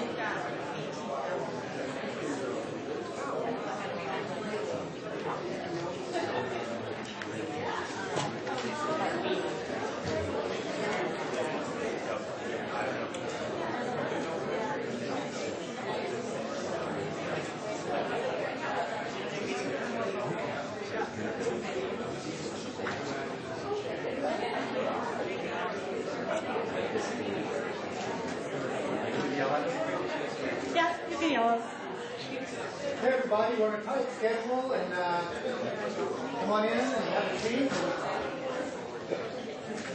Kathy will give the introduction. It's going to be a brief introduction because Bonnie did such a good job in the program and giving biographies and all of that. But I do want to say we want to thank Sue Box at the Washington Attorney General's office, since she actually is the person who put this program together. I was just the contact person between Bonnie and Sue. And I haven't seen Sue. She was supposed to be here today, but I haven't seen her yet. When we started talking about putting the program together, we threw a lot of ideas around. And at that time, Washington and Colorado were the only two states who had enacted legislation which legalized recreational marijuana. And we thought that that would be an interesting program. So I contacted Sue and said, was there anyone in their office that could speak on it? And Sue came back and says, yes, we have almost an existing panel. So I would like to introduce Jeffrey Evan, Joyce Roper, and Bruce Turcotte from the Washington Attorney General's office to speak on some of the issues that have arisen as Washington has addressed the legalization of marijuana.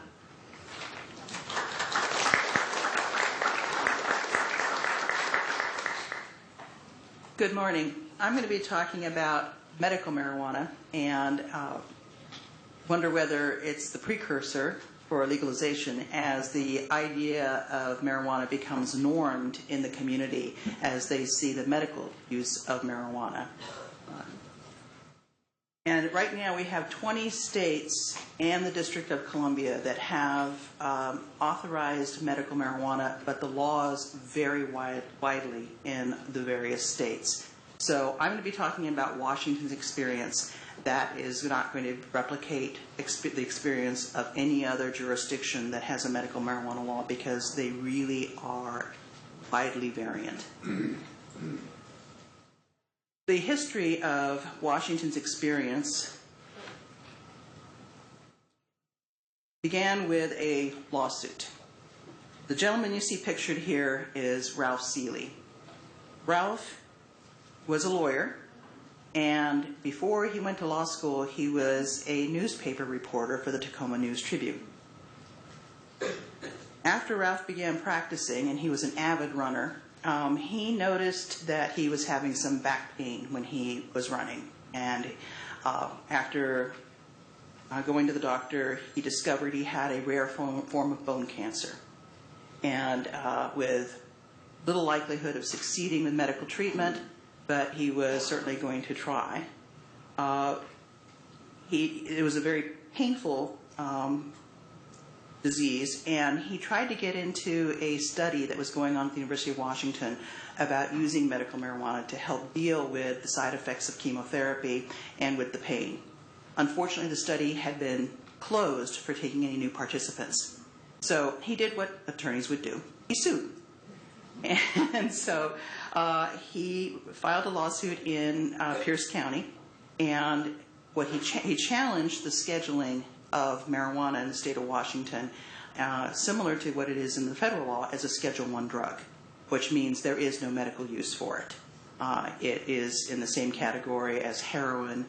Interestingly enough, it's not in the same category as cocaine. Cocaine is a Schedule II drug because there is a medical use for cocaine.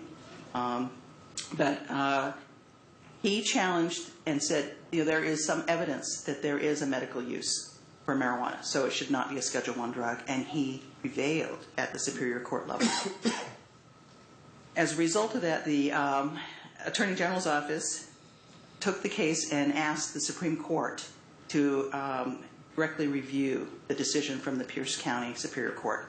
And at the Supreme Court level, that decision was reversed. During this whole scenario, as you might imagine, given Ralph's background, having been a reporter for the Tacoma News Tribune, there was a lot of press coverage about Ralph's battles with the state. And his success at first, and then his ultimate failure with the reversal of the decision. About, I think it was 6 months after Ralph passed away, maybe a little less, the voters were asked to vote on Initiative 692, which was Washington's medical marijuana initiative, and the voters approved it. It did not legalize medical marijuana. It allowed for an affirmative defense for those who possess marijuana for medical use. It had certain terms in there, things you had to meet. It had to be a terminal or debilitating medical condition. You had to have valid documentation from a physician. It didn't say prescription because physicians were concerned about DEA coming after them for their prescribing privileges if they were actually issuing prescriptions. So it used the term valid documentation, and it authorized possession of a 60-day supply without defining what a 60-day supply was. It also didn't say how they were to obtain marijuana. So there was no process, no legalization, no route for how you get it. In Initiative 692, these were the conditions that were described as terminal or debilitating conditions. They allowed for the Medical Quality Assurance Commission, which regulates physicians in the state of Washington, to add other medical conditions by allowing parties to petition the commission for the addition of conditions. At this point in time, the condition that we see most often used is the intractable pain unrelieved by standard medical treatments and medications.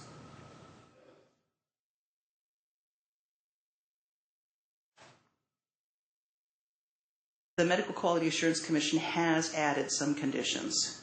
This is the list of the conditions that they have added. And in 2010, they said, well, it shouldn't just be the Medical Quality Assurance Commission, but also the Osteopathic Medicine Board. So we have DOs and MDs that would collaborate to decide what should be added, and they added chronic renal failure. But they added a condition on there saying, but you have to disclose that it could impact the patient's ability to get on the transplant list. Because right now in the National Transplant Registry, if you disclose you've used marijuana, that could take you off the priority list.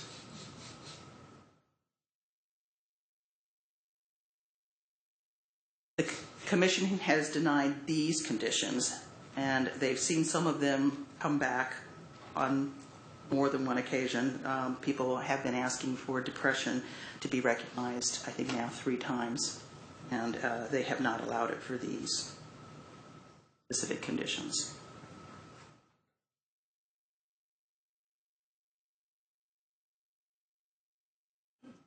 There was some litigation about what is a 60-day supply.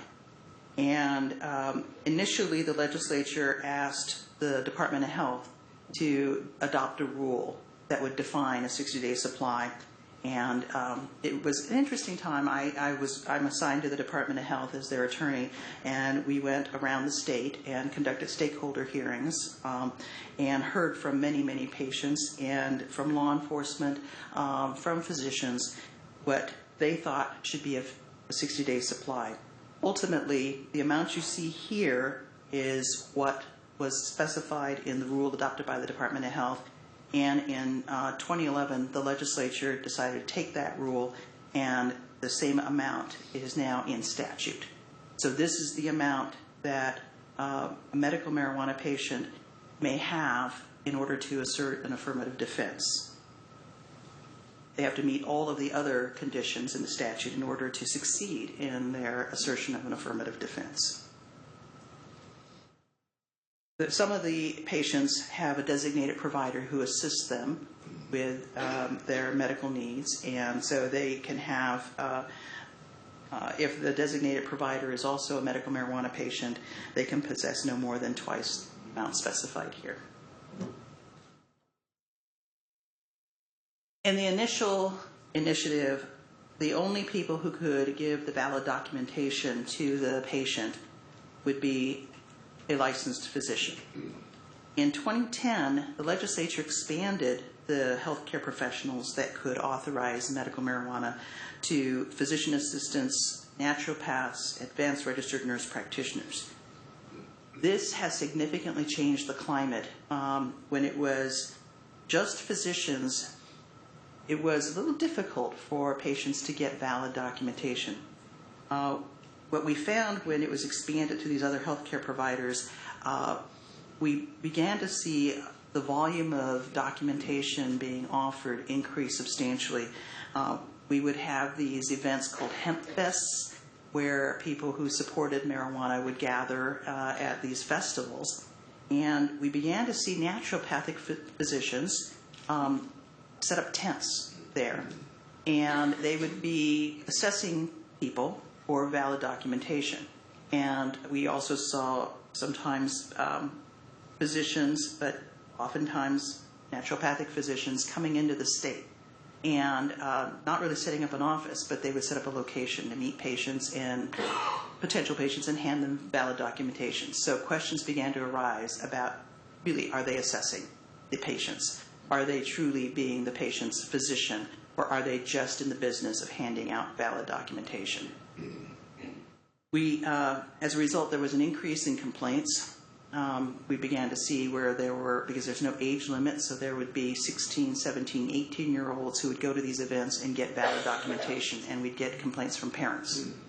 And about who are these naturopathic physicians, in most instances, but not always, who would be handing out valid documentation after a conversation with their minor child. In some cases, it was also adults, people who would say, how did this happen that they got these documents, and why are they now authorized to use marijuana? So we saw a volume of cases, our disciplinary cases against the licensees increase, and the Department of Health brings actions against these individuals. So in 2011, the legislature addressed this by putting in the law some indications that there is truly a patient-physician relationship. When a provider is authorizing the marijuana, they're supposed to document that they have a newly initiated or an existing relationship, and that they're actually treating the diagnosis for which they're authorizing the marijuana. And they have, in fact, conducted a physical exam, and they've informed the patient of other options and what other options they've attempted before they decided that the marijuana was the valid treatment. The 2011 legislation also authorized disciplinary action if the healthcare provider was setting up shop at the same place where the cannabis is available, developing a tying-in relationship. If their practice is solely consisted of authorizing medical use of cannabis, and if they have any kind of a kickback arrangement. It also banned the advertising of marijuana by healthcare providers.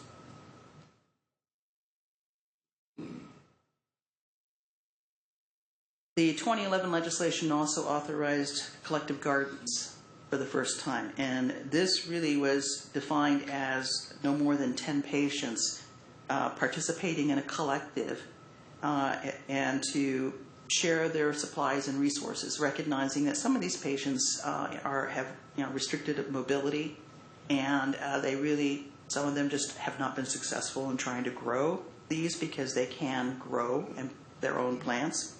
And so the legislature, in recognition of that, said, well, you can have it, but it's up to just only 45 plants. So you can't multiply by 10 and have that many in your garden. And that on site is the valid documentation copy of it, so that we can verify, and law enforcement can verify, that this garden is actually owned and, I guess, processed by these patients. It's interesting because what's happened is that this language is being used by dispensaries to say what we operate is a collective garden, and that is really not what was contemplated by the legislation. And what has happened is that in some parts of the state, because this is all locally enforced, you have law enforcement that cracks down on this and cracks down on the dispensary, and then you have other local jurisdictions that have a more laissez-faire attitude about it, and so you see the dispensaries flourish.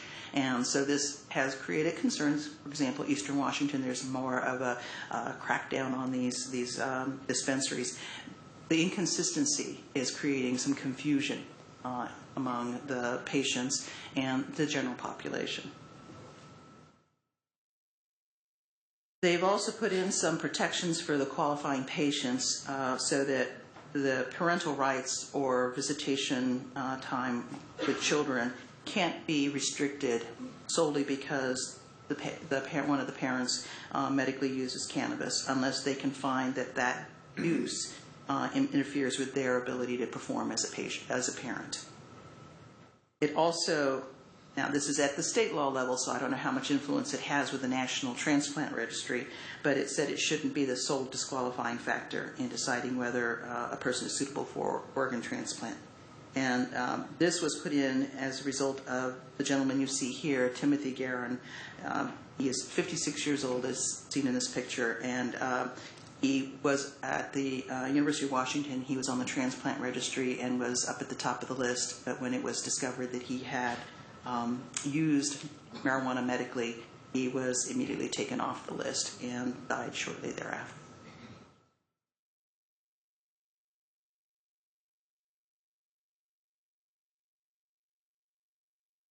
Now, the patient protections are not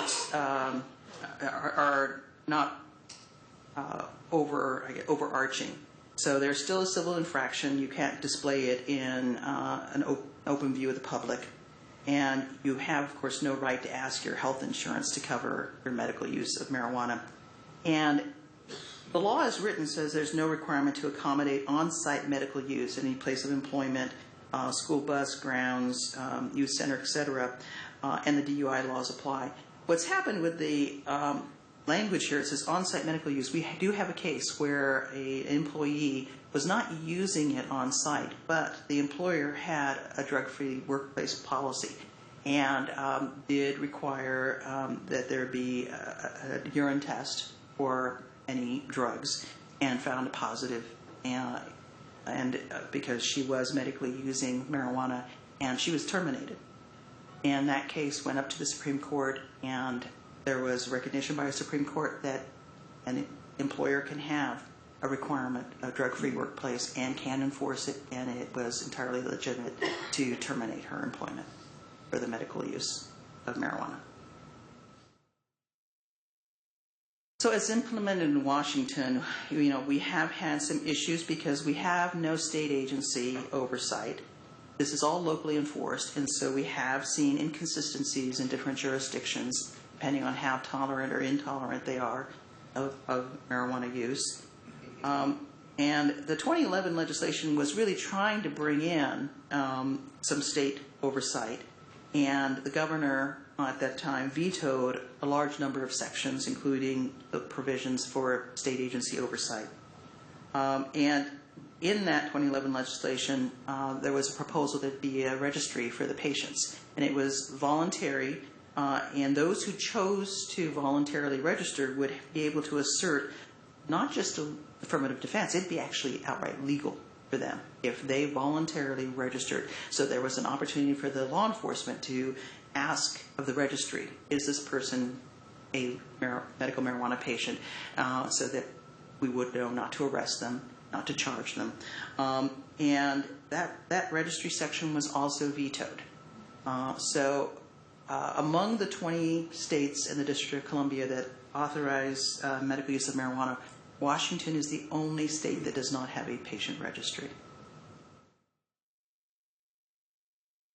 And in the last session, the 2013 session, there was a proposal that the Liquor Control Board would have some oversight over medical marijuana because it was trying to reconcile our new recreational marijuana, which you will hear about soon, with our medical marijuana laws. And they came right down to the wire at the end of session, and it failed.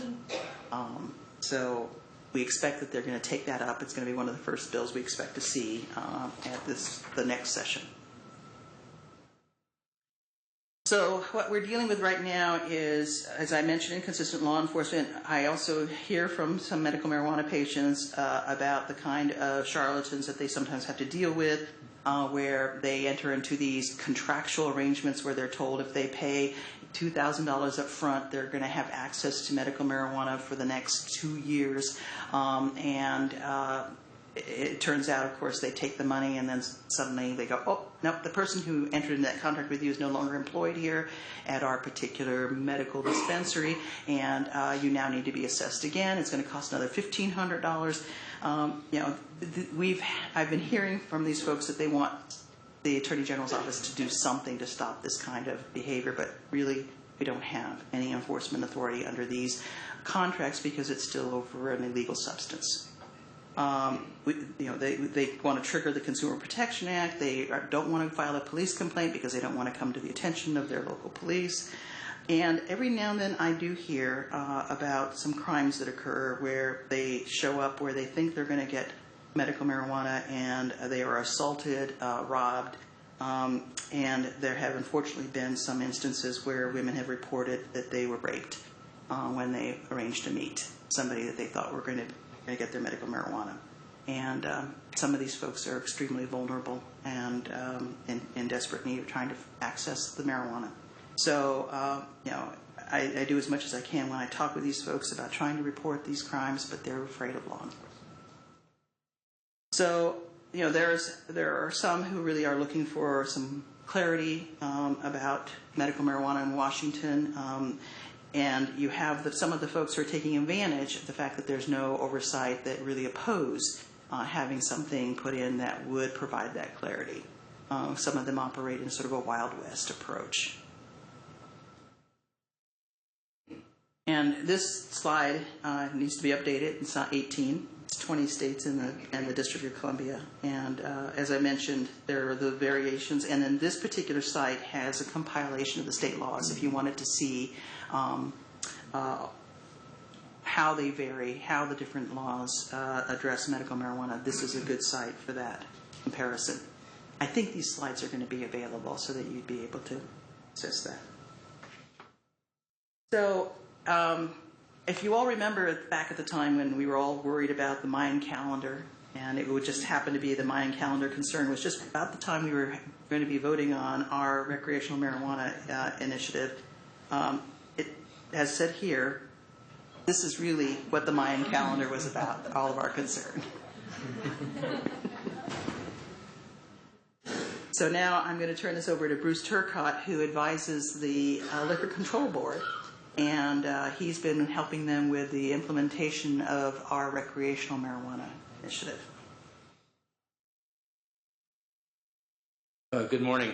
In 2011, an initiative to the Washington legislature was filed by quite a few high-profile sponsors, which included a former U.S. attorney of Western Washington, a Seattle city attorney, and 2 former state bar presidents. And as you probably know, that passed by a 56% of the popular vote in the November 2012 general election. What I-502 did, several things, but first, within 30 days of passage, it legalized possession of limited amounts of marijuana and marijuana-infused edibles for persons 21 years and over. And these are an ounce of usable marijuana, a pound of marijuana-infused edibles in solid form, 72 ounces of marijuana-infused liquid, which actually is quite a lot, and also 7 grams of marijuana concentrates, which were added by the legislature last session, were not an initiative. These are cumulative, so a person could have the maximum of each in each category. But the initiative did not permit home growing in Washington, unlike in Colorado, where it did specifically permit that. Consuming marijuana in public is prohibited, and the Smoking in Public Places Act already prohibited indoor smoking in public places, which includes private clubs that have employees. So the Liquor Board adopted rules to make sure their liquor licensees didn't start allowing marijuana smoking or consumption, because some of them were trying to figure out ways to do this. The liquor board adopted rules that prohibited their liquor licensees from allowing consumption of marijuana on liquor licensed premises, sort of closed that loophole. Driving while impaired by any substance was already illegal in Washington, but Initiative 502 added an additional basis for a conviction based on a blood test and a threshold of 5 nanograms of active THC per milliliter of blood. So a person that tests above that is per se considered impaired. There's zero tolerance for any level of THC in the blood for persons under 21. As I said, Initiative 502 did not foresee marijuana concentrates, which have become increasingly popular, and that possession and permitting the sale of them were added by the last legislature. Well, the second thing that Initiative 502 did was it mandated the state to set up a commercial licensing system for the production, processing, and retail sale of marijuana. And there's actually is no precedent for this anywhere in the world except in Colorado, which of course passed initiative about the same time and was on somewhat of a parallel track. The year before, the Liquor Board, which is my client, had been directed by the Liquor Privatization Initiative I-1183 to divest the state liquor stores and license private sales of hard liquor. So in the following year, it was directed to promulgate unprecedented rules for licensing this 3-tier private marijuana industry. The three-member Liquor Board, which is appointed by the governor, conducted extensive public outreach with, they had 14 actually standing room only forums around the state of Washington. And they began this, receiving public comment in this way before they even started the rulemaking process, which was mandated by I-502. Now, in this 3-tier system, vertical integration is not allowed except for producers and processors. What that means is that the owner of a retail store cannot also have a production facility. Those must be separated. The business entities must be formed in Washington under Washington law, and the standalone stores may sell only marijuana edibles, concentrates, and paraphernalia, no other products, and not even their own branded T-shirts. There's a stringent gatekeeping for applicants to receive licenses. The criminal background checks are conducted by the Liquor Control Board of all members of the business entities, including every shareholder. Must all be 3-month state residents prior to the time of the application. There's an exception for marijuana possession misdemeanors within 3 years. So they recognize a lot of the applicants are going to have been involved in this area, so they carved out this limited exception just for misdemeanors. No more than 3 retail licenses are allowed per applicant. That's in the Liquor Board rules, and they actually had to reduce that to only 1 license for producers, processors, because the number of applications that were received.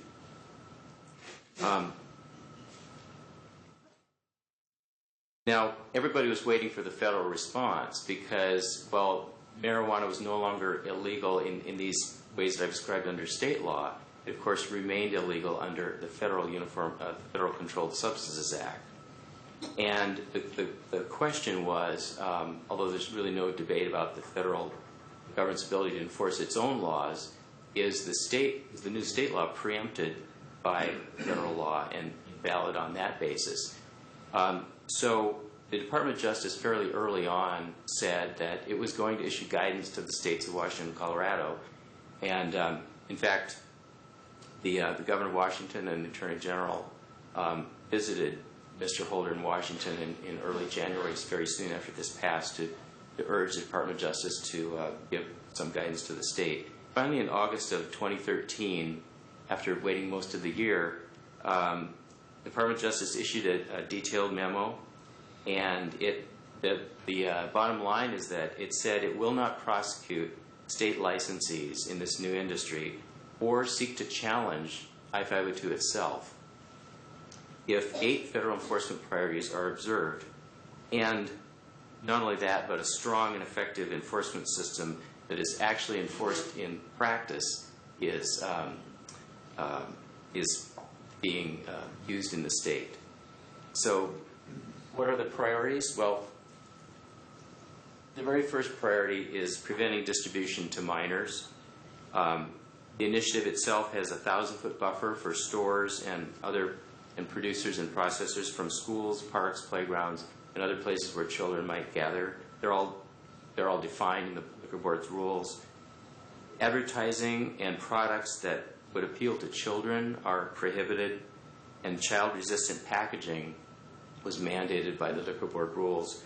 And in fact, it's going to revise those rules to also require that the child-resistant packaging remain child-resistant after it's opened. So in other words, it could be resealed or a cap could be put back on.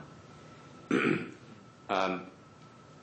state must prevent the revenue from this industry from going to drug gangs. So the way this is addressed is criminal background checks, as I've said, are required for all applicants, their spouses, every financier who contributes funds to these new organizations. Inspections of premises are required for licensing, and audits of the books on an ongoing basis. Oh, sorry, I didn't mean to. Preventing diversion of marijuana to other states is an obvious issue. The Liquor Board has a traceability system. It's a software system that its licensees are required to use that tracks marijuana from the seedling, the clone, as they call it, all the way to sale to the ultimate consumer. The board also limited the square footage, it's attempting to limit the square footage of production in the state to prevent oversupply issues, leakage into the black market, diversion. It limited the number of retail stores. It actually picked the number 334, which was the number of former state-run liquor stores around the state. No internet sales will be allowed, and home deliveries will not be allowed. The fourth priority is to prevent these from being cover operations for trafficking of other drugs. And one of the ways that this is addressed is every one of these premises, whether production, processing, or retail store, has to have a surveillance system, and that's subject to inspection by the Liquor Control Board. The final four priorities are preventing violence and use of firearms.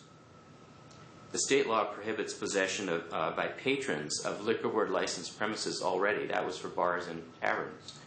But it doesn't prohibit possession otherwise. It just prohibits possession by patrons.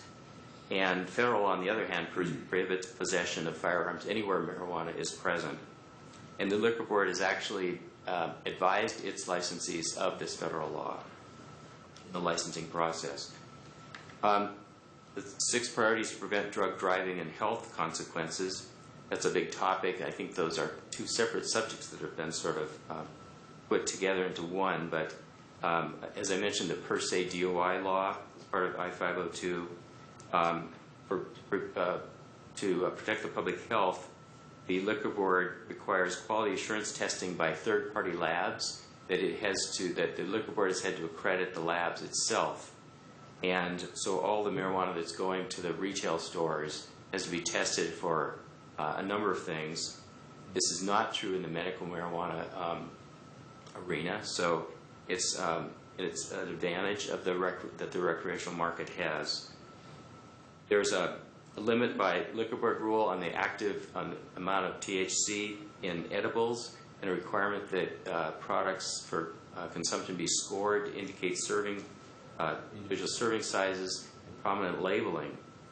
And the I-502 contains earmarks for the taxes to go to a number of different research and education projects that are aimed at reducing usage. The seventh priority is preventing growing on public lands. The Liquor Board has authorized production on outdoor growing with 8-foot site-obscuring fences, and 30,000 square feet is actually the maximum production size that any producer will be able to. It's 30,000 square feet of canopy. The final and rather obvious priority is to prevent possession or use on federal property. So the board has, by rule, said that it will not license any activity on federal lands, and it has to observe and determine whether, for instance, land is on an Indian reservation or Indian trust lands, because those are federal lands. The issue of minors, protecting minors, is very important. And as I said, the 1,000-foot buffer from places where children are gathered has led to a difficult definitional task for the liquor board to define what's a playground, for example, or what's a public park. And there's some ongoing dispute over what's a park in some instances, and I think that will remain a difficult issue. The liquor board changed its method of measuring 1,000 feet to a straight line measurement to conform to the U.S. Department of Justice measurement, whereas the liquor board had been proposing to use a common path of travel. So that was one way that it, I think its rules, the rules had already been published for adoption when the federal priorities were announced, and it was good to see that I think the state liquor board had addressed these priorities and had foreseen them in its rules to about the maximum extent possible. But this was one example where it learned of a different view of measurement by the Department of Justice, and it conformed its rules to that. There is, in the advertising arena, there is really no precedent for the constitutionality in case law of restrictions on commercial speech about marijuana for rather obvious reasons. So this is a new area. The language in the liquor board rules has been largely copied from liquor advertising statutes.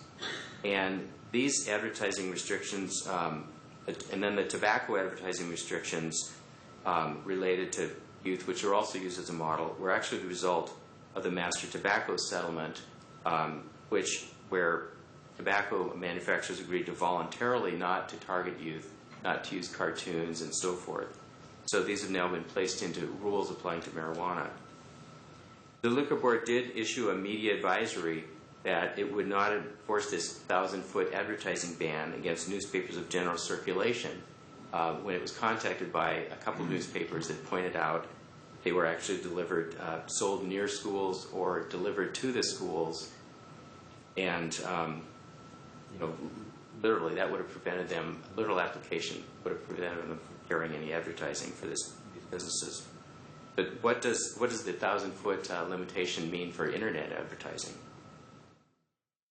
It's important to note that these advertising restrictions in the liquor board rules do not apply to everyone. They apply only to the liquor board's licensees.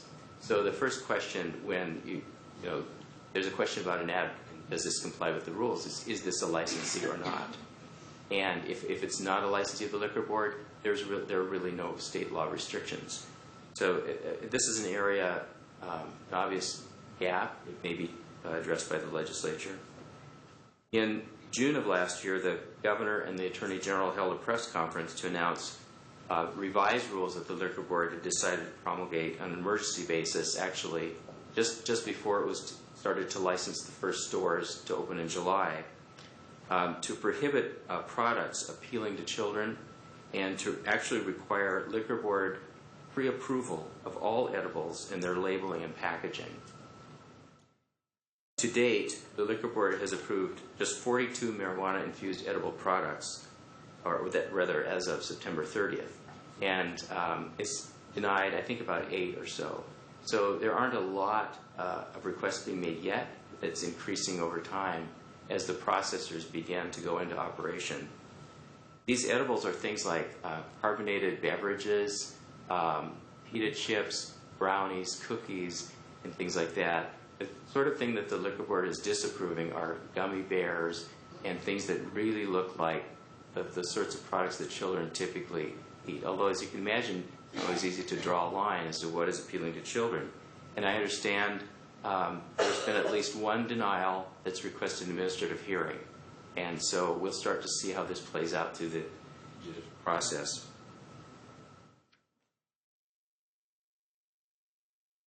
Security is extremely important, and as I mentioned, the traceability system, the liquor board actually requires a barcode for every plant as it goes through its life to harvest, and I believe that's zip tied on every plant. There's a 24-hour quarantine before a plant can be transported that the board is notified, so that if they need to, they could send enforcement officers to check it out. No third-party transport of marijuana is allowed, and so these producers, processors, and retailers have to do their own transportation. They're not allowed to hire security to do that for them. That's under the language of the initiative. Outdoor growing, as I've said, was added by the Liquor Control Board, and compared with indoor growing, it actually may use far less energy, because what we're hearing is that the production of marijuana indoors uses actually a tremendous amount of energy. And as I've said, under the firearm topic, the Liquor Board has notified its licensees about federal firearms law. As for enforcement of these rules, the Initiative 502 did an interesting thing, and it was codified mostly as amendments and new sections in RCW Chapter 6950, which is the State Uniform Controlled Substances Act. And and it provides that for a licensee, compliance with the Liquor Board's rules is in effect a safe harbor from being considered to be involved in criminal activity under the State Uniform Controlled Substances Act. So it actually also, the initiative also actually provides that if the Liquor Board revokes a license, all protections from criminal prosecution actually cease. The Liquor Board has limited authority enforcement officers, and it has for enforcing the liquor laws, and it now has marijuana enforcement officers. An interesting question would arise if they view unlicensed activity, if they see a grow that's not licensed by them, who has jurisdiction for that? It's really a law enforcement issue, and the Liquor Board will refer that to local law enforcement, who then have authority to take action. One feature of the initiative that, as Joyce mentioned, may have been a stumbling block for getting a medical marijuana bill passed last legislative session was that it does not earmark any revenue for local jurisdictions or for local law enforcement.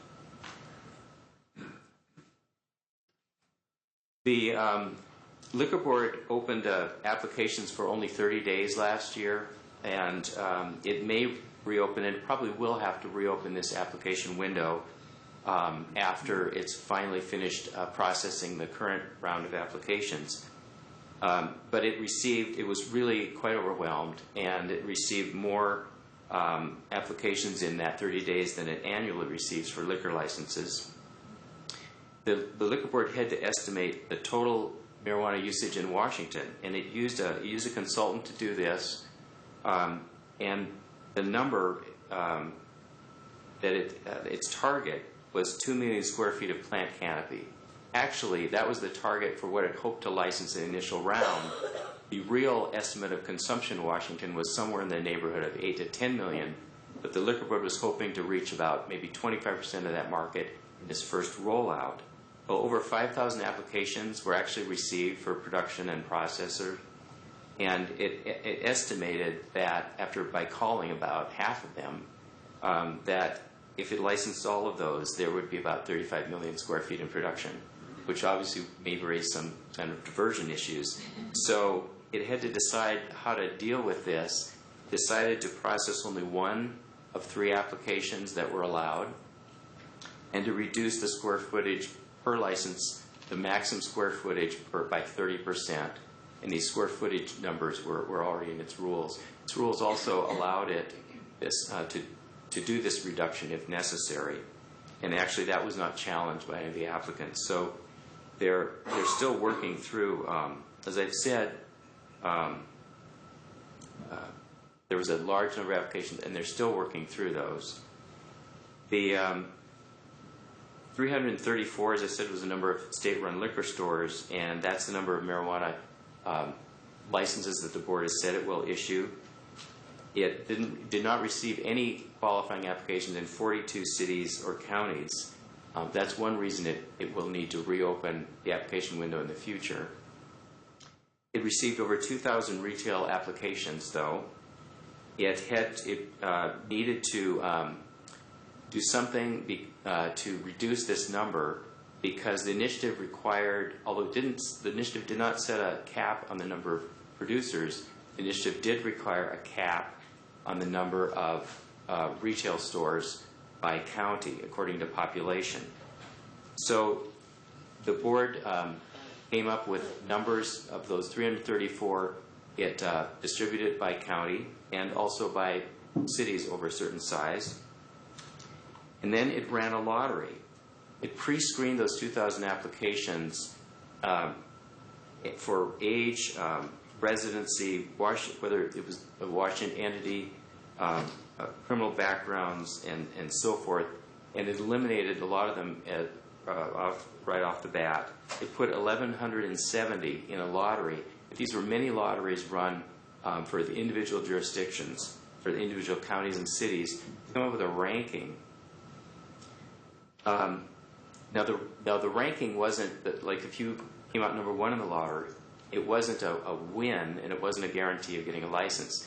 It was only a right to have your license fully processed and to have the liquor board continue to do all the necessary background checks and review your surveillance system and your security system and everything else that is needed to comply. So the final site inspections are done by liquor board enforcement staff, and they have limited capacity. And they've also, and these are all over the state, they send people out. But they've also found that many of these applicants are not ready, and many of the applicants don't actually want their licenses yet, but they want to wait and see how it goes in this industry, and they're holding off. So the entire licensing process is really taking longer probably than anybody expected for a number of factors. In July, the first small number of retail stores did open, only one in Seattle, and there remains only one in Seattle. There are probably 3 or 4 more coming in the Seattle area soon. But what the stores experienced, and I believe still are, is a lack of supply because the number of producers that were started back in March were limited. Now the number of producers is growing every week as the liquor board issues additional licenses. So stores have been able to open intermittently as they have supply. Of course, prices have also been high. The local jurisdictions have responded in a variety of ways to Initiative 502, and several, quite a few actually, have either banned marijuana businesses outright or imposed moratoriums. There were, and many already had existing moratoriums on medical marijuana activities. The Initiative 502 did not address local authority, did not explicitly preempt local jurisdictions from banning marijuana businesses, and so my client, the liquor board, asked the Attorney General for a formal AG opinion on this, which was issued and held that there is no preemption, and that local jurisdictions have full authority to ban or otherwise restrict in just about any way these businesses. It's an evolving area as city councils and county councils are taking this up on a daily and weekly basis. But the liquor board, in response, determined that its responsibility was to issue licenses without regard to the local law. And then, because Initiative 502 does not authorize denying a state license based on local law. So the liquor board has to look to I-502 and its own rules for a basis for denial of a license, be able to justify that in an administrative proceeding and ultimately on judicial review. The slide says that 3 licenses have been filed by licensees against cities and counties with bans, which Jeff is going to talk about in more detail. Actually, it's more than 3 now. I believe it's 4. It's 4 now. Interestingly, though, one Washington city down in the Columbia Gorge formed a public development authority which applied for a license to operate a retail store, and that's pending. Public health is an extremely important issue as these retail stores have opened and as these processors begin to produce these edible products. So this is addressed in a number of ways. First, there's quality assurance testing, as I've mentioned. The Liquor Board has accredited 11 labs now, and they test for things such as mold, pesticides, or rather, no, I don't believe they are testing for pesticides. They test for THC content, and this information is supposed to be available in the stores. Some of it will be on the label, and if not, it's supposed to be available on request. THC extraction to produce these edibles is also regulated by the Liquor Board. They must use professionally certified closed-loop systems. You may have seen in the news there have been quite a number of explosions caused by home extraction using butane, and that's a problem. Food safety is an issue, and the Liquor Board worked for quite a long time with the Washington Department of Agriculture, which is one of Joyce's division's clients, to come up with food rules, because what are hazardous foods that may not be infused with marijuana? Because we found out early on that the Washington Department of Agriculture and the Food and Drug Administration and the U.S. Department of Agriculture food rules were not applicable to marijuana because foods containing it were considered an adulterated substance. So the Liquor Board was left with actually coming up with its own set of food safety rules. They're somewhat detailed, but in a nutshell, one way of thinking about it is any foods that require refrigeration or require freezing or hot holding are considered hazardous and may not be infused with marijuana, which is why you wouldn't see any refrigerated lasagnas in an I-502 store. You wouldn't see ice cream, things that required freezing. And the Liquor Board requires homogenization of the products and prominent labeling to indicate that they have a delayed effect, because there is a delayed effect, and there were some pretty prominent news stories coming out of Colorado about some very serious instances where one college student visiting from another state ate a whole cookie because he didn't feel anything, actually something like several servings, and then he ended up jumping off a balcony and killing himself. And there was another instance where some person killed his wife after eating marijuana-infused product. So Washington benefited from these experiences because its stores were not open yet. And so these emergency rules were created to try to address this up front. Still being looked at. Colorado now has a working group that's proposing legislation and new rules in that state, and Washington is looking at what they're developing. One of the large unknowns and obstacles for these new businesses is banking, because deposits and any connection with the banking system or negotiable instruments is considered under federal law money laundering. This would include use of debit cards, ATMs, checks, virtually anything except cash. This is obviously a public safety concern because cash businesses are also a potential crime target. So the states asked the federal government again for guidance on this, and they did. In February, they did issue, the Department of Justice again issued some detailed guidance with the FinCEN, the Financial Crimes Enforcement Network Agency, that imposes, that says that banking institutions may bank these new customers if they observe these heightened due diligence obligations, which are really quite onerous.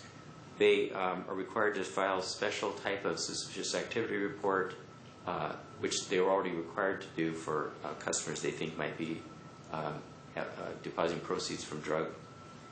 And the banks are required to know what their customers are doing, and if their customers are complying with the Liquor Board's rules, and the banks will be required to understand the Liquor Board's rules. You know, the Liquor Board has worked with the financial industry to allow them access to its systems and to try to coordinate with them. Banks are still waiting for more detailed guidance from federal regulators, and so far, as far as I'm aware, only a couple of credit unions in Washington have indicated an interest in working with this industry and trying to comply with these regulations. Finally, a challenge to the successful implementation of the I-502 recreational commercial system is medical marijuana, as Joyce has talked about, because of its unregulated nature. And in fact, the outgoing U.S. Attorney for Western Washington, Jenny Durkin, said that the current situation with regard to medical marijuana is untenable. It only carries a sales tax and not the fairly high levels of excise taxation that the I-502 product carries. Yes, even though it's illegal to sell, the state can tax an illegal substance. But those jurisdictions that are choosing to be liberal are allowing them in. Some of those businesses are paying sales tax to the Department of Health. In fact, one of the things the Liquor Board wanted to know before granting licenses was if this had been a medical marijuana operator, had the person been paying sales taxes to the Department of Revenue. Another pretty striking feature about medical marijuana statutes is that medical marijuana patients with an authorization from a healthcare provider are allowed to possess 24 times as much marijuana as a person, as the rest of the citizenry under Initiative 502. As Joyce mentioned, there's also no age limit for medical marijuana. So that means a challenge in the legislature, and I think we're hopeful that they will pass something this coming session that would somehow coordinate these systems and harmonize them in some way. Finally, I just point out that Initiative 502 is codified, as I've said, at Chapter 6950, the Revised Code of Washington. The Washington State Liquor Control Board rules are at Chapter 31455. And the Liquor Board, which is liq.wa.gov, has a really excellent website, I think. It has frequently asked questions, which it's still adding to. In fact, it's just added some FAQs on advertising, and it's preparing to add another series of FAQs on advertising, so the number of questions coming in from retailers. And then you can also find the applicants for licensures. There's a large spreadsheet under its frequently requested lists, and there are tabs at the bottom for producers, processors, retailers, and then it's sortable. So that way you can open that up and find out how many licensed stores there are, how many licensed producers are this week. Because every week they announce a few more as this is rolling out. So with that, I'm going to turn it over to Jeff Even, who's our office's expert on initiatives and the defense of initiatives. He's been very active lately in that area. Yes, my name's Jeffrey Even. I'm a Deputy Solicitor General with the Attorney General's Office, and I'll claim the unofficial title of Election Geek Emeritus because I did elections work for about 20 years before becoming the opinions chief for the office, which is actually the role that got me into this subject. And I'm going to talk a little bit here about litigation that's ongoing in the state as we're implementing Initiative 502. But before I do that, I want to mention just very briefly how our office responded when Initiative 502 passed. We, of course, had medical marijuana for a number of years, and Joyce had been involved in that area through her clients at the Department of Health. But one of the first things that we did as an office was when it started to dawn on us that marijuana legalization for recreational purposes starts to have kind of this ripple effect out into a number of different areas of the law, we set up a task force internally to coordinate our advice. Bruce and I have co-chaired that, and we've kind of coordinated information sharing and advice, but it's involved a number of other people in the office dealing with other subjects like education, higher education. We're here on a state university campus. What are the implications in that area? Employee drug testing, bar issues. The Washington State Bar Association has been dealing through, and the state Supreme Court, through its rulemaking process for implications for attorneys.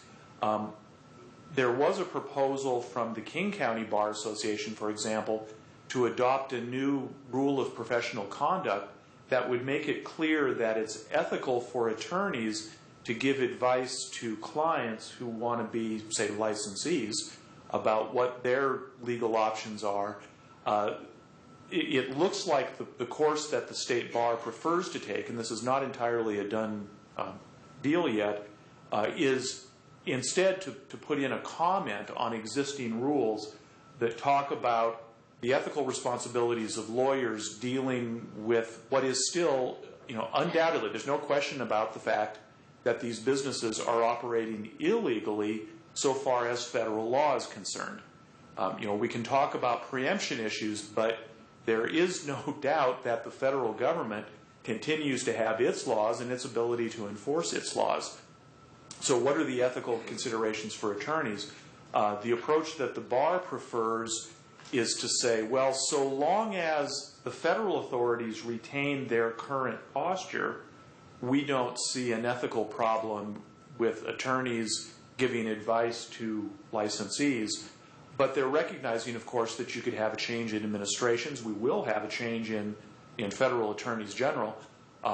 Maybe the approaches at the federal level change down the road. And so they're kind of keeping their powder dry on that end. In one of the cases that I'm going to talk about here in a little bit, one of the city attorneys actually argued to Superior Court that the Attorney General of the state of Washington, Mr. Ferguson, who was in the room at the time, I have never in 22 years in the Attorney General's office seen a sitting Attorney General appear in a trial court, but Bob appeared in this particular case, to hear the city attorney argue that he was engaging in an ongoing RICO violation and could be slapped into cuffs at any time, and that in fact one of the reasons the city had banned marijuana at the local level was that they didn't want to put their local employees into this ongoing felonious situation that those of us at the state level find ourselves. So that was kind of a bizarre moment. Anyway, so we've had this task force set up to coordinate advice on these levels and kind of see, what are the interactions between different areas of practice that we're dealing with. I'll mention quickly water rights is another one. A lot of water that is made available, particularly in eastern Washington, comes from federal water projects, and federal governments have said that even if the actual, the direct supplier to somebody is a municipality or a public utility district, if they're getting the water, and similarly for electricity from Bonneville Power Administration, from federal sources, that can't be used for marijuana-related purposes. So we have all of these kind of interrelated issues going on. Now, and just to mention briefly, too, I think Bruce mentioned that as retail stores are rolling out, that is something of a slow process, and we currently have only one licensed retailer in the city of Seattle. Now, you're all coming here from out of town, you're coming to a conference out of state, and what are you seeing around town? If you're seeing marijuana stores around town, unless you're seeing the one licensed retailer under Initiative 502, what you're probably seeing are the medical marijuana dispensaries that Joyce talked about. So there's these two different systems, and depending on where you are within the state, the medical dispensaries may be much more numerous and prominent than anything you're seeing licensed by Initiative 502. That's true down in downtown Olympia as well. At one point, someone said there were more medical marijuana dispensaries in Seattle than Starbucks, but I think that was a bit of an exaggeration. Yeah. I am going to guess you've been seeing more at Starbucks. Litigation so far. Well, we've had, up to this point, 4 different categories of lawsuits filed that I'm going to talk about here. There's actually a little bit, well, 5 I think I've put on my slide. There's a little bit more that's been going on. The thing that has been taking up the bulk of my time lately has been challenges to local bans on marijuana, or excuse me, to local bans on recreational marijuana. There is also litigation going on regarding local bans to these marijuana collective gardens. And I'll talk about some of these cases specifically as I go through each of these categories. There is also a lawsuit pending in which Joyce is lead counsel, dealing with advertising by a physician. This is actually an osteopath who is advertising marijuana on his practice website and has been subject to some disciplinary action over that. We've had issues about challenges to tax collection, and challenge to, well, my final category here is I'm just calling it kind of, hey, whatever, dude. I'll talk about that later. To begin with, though, the local medical marijuana ban, this is the lawsuit that is actually the farthest along procedurally. City of Kent, which is a suburb in South King County, south of Seattle here, kind of between here and the airport, banned medical marijuana dispensaries and collective gardens at the local level a number of years ago, and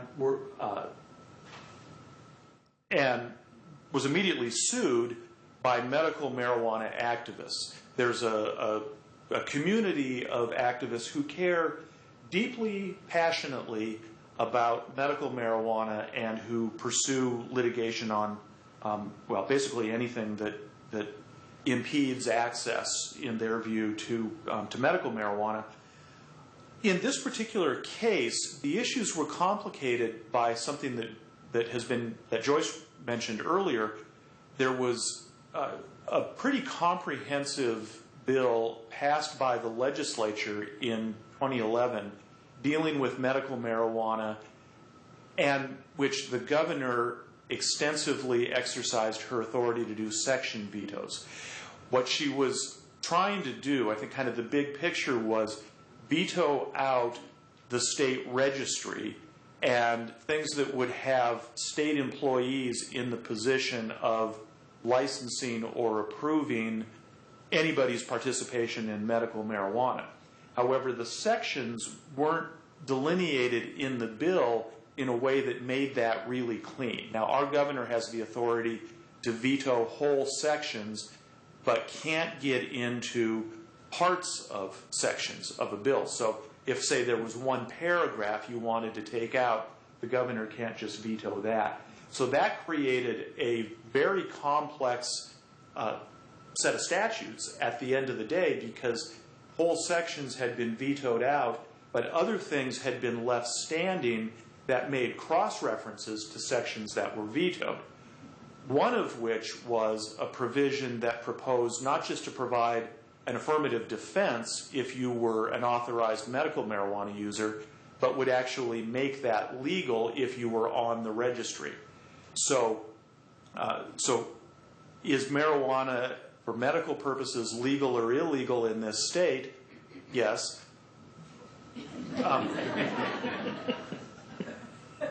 The Court of Appeals concluded in this case that the effect of those vetoes was that medical marijuana, except as 502, 502 wasn't an issue in this case, except as 502 comes into the picture, it's still illegal, and the court found nothing in state law that would preempt the ability of local governments to ban these medical marijuana dispensaries at the local level. So, and there were 2 criminal cases argued the same day in which the issue had been that a search warrant was served on somebody for a marijuana grow, and the defense argued that the search warrants were invalid and therefore all the evidence resulting from them should be suppressed because in getting the search warrant, law enforcement had not proven the negative. They had not proven that the target of the search wasn't a valid medical marijuana user. They lost too because it's still an affirmative defense. The medical marijuana case with the City of Kent is actually up on a petition for review in the state Supreme Court. It was calendared to be considered yesterday as to whether the Supreme Court will take up that case. I don't know the outcome because when I left my office last night, the result of that consideration hadn't been posted to the online docket in the Supreme Court yet. So we don't know whether that issue is going up. Maybe somebody does if they have internet access here. I think somebody does. Now, local recreational bans. As Bruce mentioned, a number of cities and counties have enacted ordinances banning or imposing moratoriums at the local level on licensed recreational marijuana businesses. So these would be businesses who get or are in the process right now of applying for recreational licenses. And the city has said, they take a little bit different approaches place to place. Maybe it's a moratorium. Maybe it's a ban. We're not going to give you a local business license if you're one of these. Or maybe it's zoning. In the case of the city of Fife, which is the one of these that is the farthest along procedurally, in the city of Fife, it's a zoning ordinance, and they've zoned marijuana businesses out of every zone in the city. So there is no place in the city of Fife in which you can comply with local zoning. So there are now lawsuits pending against the city of Fife, the city of Wenatchee, Pierce County, which is the county immediately to our south where Tacoma is, and the city of Fife is in Pierce County, and the city of Kennewick, which is one of the Tri-Cities. All four of those have active cases going against the local government brought by license applicants. Our office has intervened in all of those. So we've been embarking upon... Now, you're law librarians. You'll appreciate this. I really wanted to illustrate this slide with a picture of the Beatles from the movie. It's copyrighted. You would tell me not to do that, right? So I didn't do that. We've been doing a little travel around the state. Of these cases, though, they fall into two categories. Cases in which both state and federal issues are raised or only state law issues are raised. In the category in which both are raised, the argument kind of runs like this. Plaintiffs are license applicants who say, I can't open my business in this city because there's a local ban. The city responds that the ban is not preempted by state law, but then they say, even if we're wrong about this and the plaintiff is right and state law does preempt the local ban, federal law in turn preempts the state law. The case against the city of Fife and the one against Pierce County fall into this category. And so in those cases, you get kind of a weird dynamic, a weird lineup of issues. In the Fife case, for example, we have plaintiff licensee suing the city of Kent who argues state law does preempt local law, and therefore you can't have your ordinance, but federal law does not preempt state law, and so the federal law does not prohibit me from getting my license and opening my business. The city, and they are joined by interveners, the ACLU, who say basically the same thing, but in different words. The city then says, as outlined here, no, our local ban is not preempted, so state law does not preempt local law, but federal law does preempt state law. And then there's us, the Attorney General, saying, because we came to the conclusion in a formal opinion that Bruce mentioned, issued earlier this year, that state law does not preempt local bans. We side with the city as to the first part of that argument. But then, when we start briefing the alternative argument that the city raises, we say, with the plaintiffs, federal law doesn't preempt state law either. So we're the ones saying no preemption anywhere. Now, in the other category of cases, the issues just kind of stop at the earlier step. The plaintiff, the case against Wenatchee, which is getting argued on summary judgment a week from today, and case against the city of Kennewick are in this category. Plaintiff says, you can't ban me, I've got a state license, your local ordinance is preempted, and the city says, no, it's not, and we're there agreeing with the city, but also basically wanting to have a place at the table in case the case goes off in some direction we don't anticipate, and we wind up with federal law issues being interjected there as well. That's a happier category of cases for us, because obviously federal preemption is kind of the elephant in the room. Now, we've had one ruling to date. It's in the Fife case.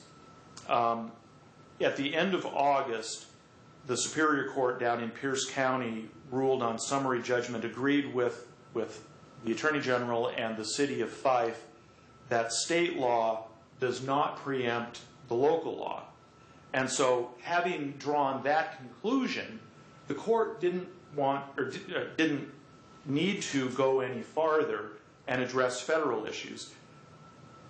But the judge, everybody who argued in that case, every party, got the question from the judge, if I agree with the city that there's no state preemption, does the federal issue still arise in this case? And it was clear he really, really, really wanted to rule on federal preemption. It was interesting. It was the exciting thing in the case to him. He really wanted to rule on it. So when he issued his ruling, he said, I'm actually not reaching the issue, but I will tell you all, I think there's no federal preemption here. You might find that a little surprising. I think he's actually right, because nothing in the state law precludes the federal government from going ahead and enforcing its own federal laws anyway. We don't really stand as an obstacle to the federal enforcement to the federal priorities, the federal enforcement of federal law, because as we've seen from, as illustrated by the position the federal government has taken to date, that they're going to be hands off and let us have our experiment, so long as it works out and their priorities are not threatened. So the federal government itself the federal enforcement authorities don't seem to see us as an obstacle to federal priorities. The other cases are pending, coming up on motions this fall. I mentioned there's the second one in Wenatchee a week from today. There'll be one in Kennewick in November. But we're finished now at the trial court level in the first case, MMH versus City of Fife. And so that has been appealed to our state Supreme Court. In our system, we have an intermediate appellate court, but you can appeal directly to the state Supreme Court from a trial court if you meet certain criteria. And the state Supreme Court has the discretion of whether to take that case or not. I think this is one that the Supreme Court is likely to keep, but we won't know that for some time. We're just now in early days on that. I mentioned we have litigation on physician advertising. This is Havsey versus Department of Health in a cast of thousands. Bob Ferguson, too. Bob Ferguson, yes. Our boss is a defendant on that case. And this is a case brought by a medical, it comes up on the medical side. This is a physician who has information on his practice website about medical marijuana and what it can do for you, and he was disciplined by the State Medical Quality Assurance Commission. Osteopathic Board, excuse me, for violating the ban on advertising that's contained in the medical marijuana statutes. He has actually not taken anything down off of his website, but the enforcement of that order by the board is stayed pending litigation in court. He's actually taken what was a marijuana leaf and smeared it. So now it's a green blur on top of which he puts down, he says all the information about the conditions for which you could get marijuana authorized. Uh-huh. And he does also have a marijuana leaf on his Yellow Pages advertising if you ever go to the old phone book. Yeah. Oh, okay. Yeah. So he's gone low tech as well. Yes. That case, the posture of this one is he sought a preliminary injunction which the Superior Court has denied, and we now have a date for summary judgment coming up in December on that one. So our court system is going to see these cases percolate up. Not true, at least as of yet, on this next one, tax collection. We have had one case. It's called Nickerson versus Inslee. Mr. Nickerson operates one of these medical marijuana dispensaries. So this is a case coming up on the medical side, although the lawyers, I think, have wanted to make it into a case about I-502. It really isn't one.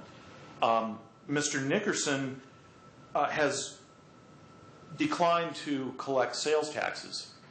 And so the Department of Revenue has administratively actually obtained a lien against him, and they're trying to collect the sales taxes for this medical side. Now, as we've talked about, with recreational, there is a dedicated, a special marijuana tax, 25% marijuana excise tax on all three levels. But in this case, the issue is about the sales taxes, so it's general sales tax, in which his argument is, you can't make me pay the sales tax because in order to do that, I would have to admit that I have engaged in the illegal activity of selling marijuana, and that would violate my right not to incriminate myself. You can't prosecute me for any of these cases. He is, in fact, under active prosecution by state authorities up in, I think, Whatcom and Skagit counties to our north. So he actually does have pending criminal cases going for him. He brought this case in federal court. The federal judge dismissed it very quickly on jurisdictional grounds under the Tax Injunction Act. You can't go in. Federal courts do not have jurisdiction to grant injunctive relief against a state collecting state taxes. So that it's a jurisdictional bar. But in the course of the argument on that case, the federal judge, this point came, I love the fact that it came from the federal judge, not from us. The federal judge who asked the plaintiff's attorney, when faced with the argument of, they can't tax this, it's illegal, said, isn't that how they got Al Capone? Yeah, it is. But we weren't going to play the Al Capone card. So there's been that case. That has not reared its head again. I frankly expected that when the federal court dismissed that one, it would get refiled in state court, and it hasn't, at least to date. So that's an issue that's kind of hanging out there. And then, well, whatever. I've actually had to learn how to practice in the United States District Court for the District of Columbia because of marijuana litigation. By the way, it turns out they're the one jurisdiction I've encountered in the country that if they say, hey, if you're a lawyer for the state, all you got to do is identify yourself to us, and we will let you practice in our jurisdiction. It's an interesting little jurisdictional tidbit, because I guess in the District of Columbia, they're used to seeing government entities get sued, and they don't want to fuss about a whole bunch of pro hoc vici motions. In this particular case, we have a frequent pro se litigant. I think probably everybody in state government and some local governments knows this guy for about 2 decades worth of. I remember the case 20 years ago when he was arrested wearing a leopard suit in a tree in Olympia, and was engaged in civil disobedience over spraying malathion, I think, for mosquitoes. He sued the governor, the chair of the Liquor Control Board, the federal attorney general, Eric Holder, and the federal officials who had anything to do with the memo that Bruce mentioned, talking about what state preemption or what the federal posture would be toward Washington and Colorado. We got the state parties dismissed out of that case for lack of personal jurisdiction because, hey, you want to sue us? Here we are. Come here. Well, this particular pro se litigant has an order in effect from the federal district court here in the Western District of Washington saying that he can't file any lawsuits in this jurisdiction because he's filed so damn many stupid ones unless he comes in and gets court approval first. So he couldn't sue here without getting that court approval. That's why he went to D.C. We got the case thrown out on that grounds. And by the way, when I put in my motion to dismiss a copy of the federal court order from this jurisdiction that explains why the heck it is we're back in that jurisdiction, the result was he filed a bar complaint against me because, my God, how can I give a court an actual true and correct copy of a court order? That's terrible. His underlying theory in that case has to do with violations of the National Environmental Protection Act. That is, he says that before the U.S. Attorney General issued their memo to Washington and Colorado, they should have done an environmental impact analysis and seen that issuing this memo was going to have a terrible environmental effect in the states, and we can't do that. And he alleges that the memo essentially took over the state programs by the federal government because they enunciated what these federal priorities were. And so, yeah, there's a motion to dismiss by the federal defendants pending now in that case. That's it.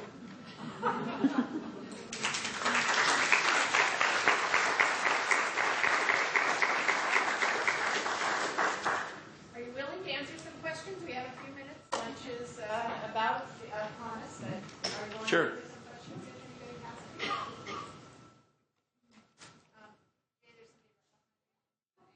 If anybody asks, by the way, where is the legal licensed store in Seattle, we might have to call and see if your office back home has employee drug testing. Hi. Well, where to begin? Just watching the way legalization has played out is definitely appropriately mind-blowing. Even for those of us who haven't inhaled. So what I'm wondering is, when do you see the dust settling, sooner or later, on this management of marijuana, and how much will it or will it not borrow from the way we manage alcohol and tobacco?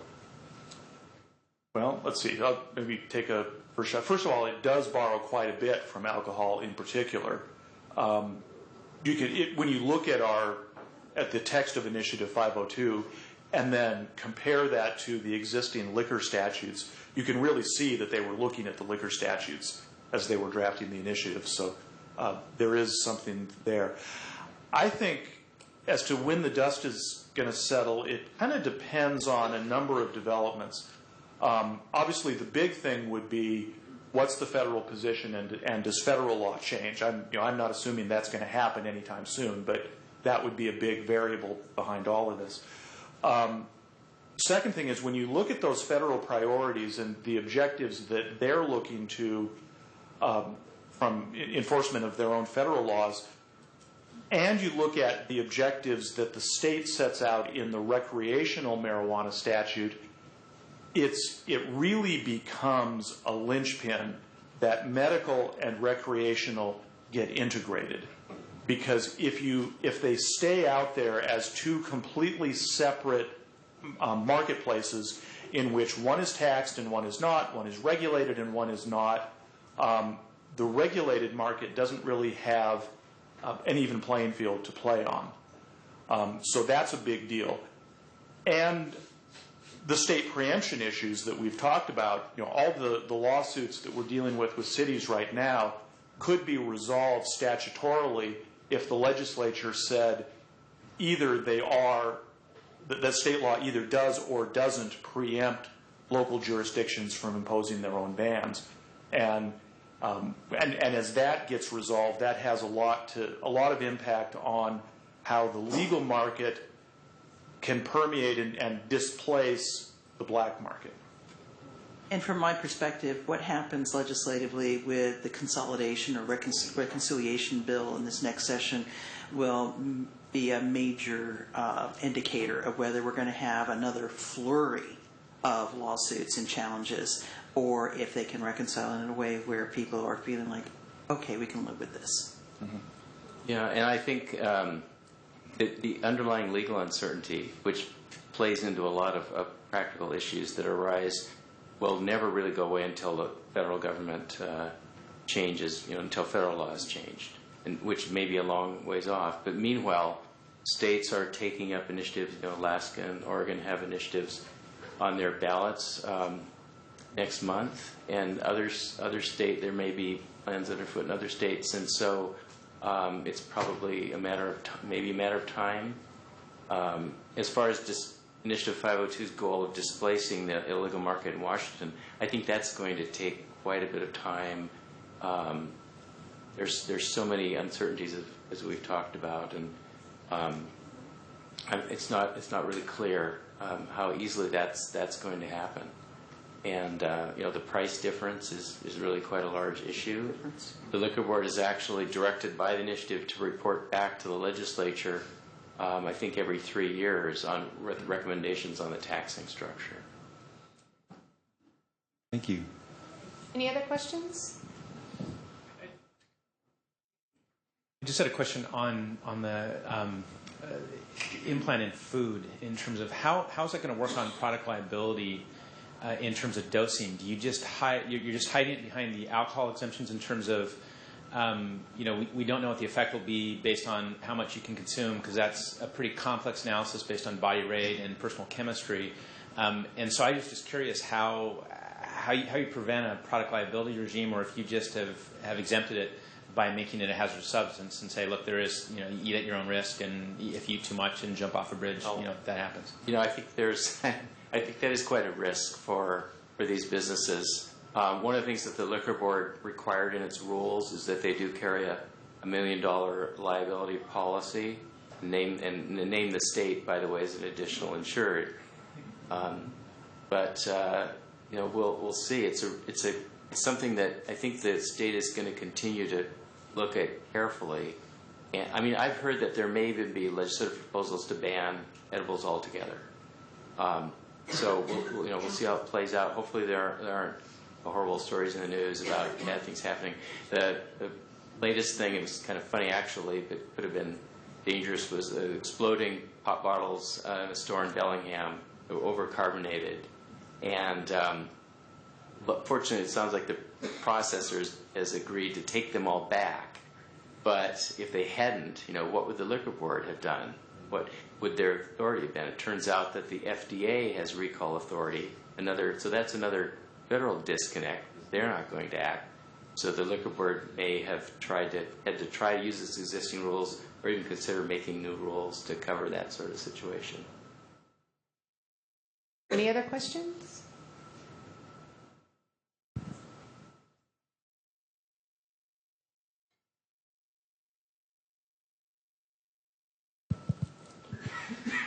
Thanks. Wonderful subject. Really great example of the living law. It's the most exciting development in law I've heard in a long time, just because of the amount of litigation.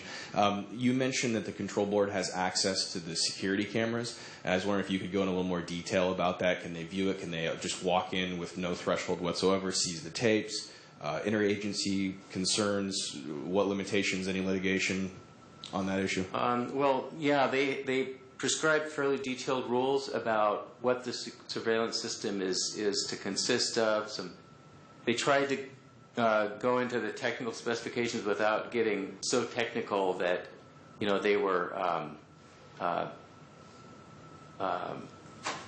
like there were unintended consequences. But they're to preserve the tapes for a certain period of time. I don't remember the length of time, but and to be accessible by the board, they would have to obtain them. They don't have a way at their headquarters to be watching as well. But this is I guess under search and seizure law, I would think this is a heavily regulated industry, if any is. So hopefully they will have the authority they claim in their rules to enter at any time. We have had a few cases where regulated healthcare practitioners have tried to challenge the ability of the Department of Health and the boards and commissions and inspectors and investigators to obtain healthcare records for them to be able to ascertain whether care is being delivered safely. And we've been able to prevail in every one of those legal challenges because of the need to really be out there protecting the public and the healthcare that's being delivered. And they are in a regulated industry. So I have a not very substantive question, but recently the green Red Cross, that's now not a Red Cross, but a Green Cross, has popped up everywhere, I think, where there are medical marijuana dispensaries. Is that correct? Yes. Will that be used with the recreational marijuana places as well, or is there some? I was just curious whether there was. Yeah, that's a really good question. And actually, so early on, the liquor board debated whether to have some sort of required logo or mark that would identify that something is marijuana, and they came up with a mock-up that they put in their initial round of proposed rules. That was the silhouette of the state of Washington with a marijuana leaf in the middle. And I thought it looked really cool, but the governor didn't like it, I understand. So they took that out of their rules, and I think that now says that they may require some sort of logo, but there hasn't been any more work done on that. But I do hear from Colorado that they are working on one, or they may already have something like that in Colorado, and that it may be like an impression on a product, but it seems like a good idea. So it's current. There isn't any particular sort of mark. Well, I think the other thing is if you drive around in the state of Washington in different places, and just in the most recent 2 or 3 months, you can come upon 3 or 4 of those signs in a very small area. Yeah, yeah, and it's really it's really changed. Well, the retail stores are only allowed under the initiative to have one sign on the premises, 1,600 square inch maximum, and with their name on it. And so now we're getting a lot of questions about can they include other things on it, and basically the liquor board is saying no. So I haven't seen any of these signs yet, but I'm not sure if you'll be able to tell what kind of store it is. These are depending on their name. These are medical marijuana dispensaries. Yeah, they're problems. They are increasing in number, and I don't know if it's a flurry before in anticipation that something's going to happen. There's no limit on the number. And they're not legal. And again, it all depends on local law enforcement. And I will tell you that Seattle-King County has been traditionally the most liberal. And if you go into eastern Washington, you will not see as many of these. And the people who try to set them up over there, sometimes they're really perplexed that they can come over here and they see law enforcement driving by all the time, these signs, and ignoring them. And yet over there, some of them will even call the local law enforcement and say, here are my plans, thinking that they're going to work cooperatively. And next thing they know, they're being arrested. And it's because it's entirely dependent on local law enforcement discretion. And in contrast to that, when I drive to work through downtown Olympia, I pass 2 of these medical marijuana dispensaries every morning, and I come within a block of a third. So Yeah, and I drive by, there's a tavern, across from there is a green cross, and next to that is a bakery.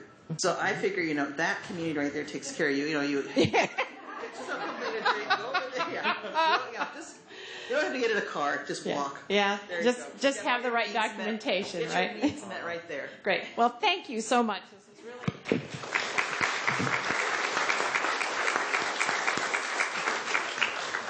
So lunch is going to be served in the law library. So you'll go back to the entrance, toward the entrance you came in, and go down the elevator or stairs, and there'll be some folks to help you. There are a couple of different buffet areas, and we'll have our business meeting, and then be back in here at 1:30.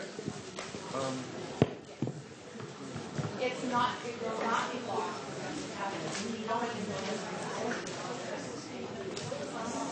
Literature inside. This is the bag.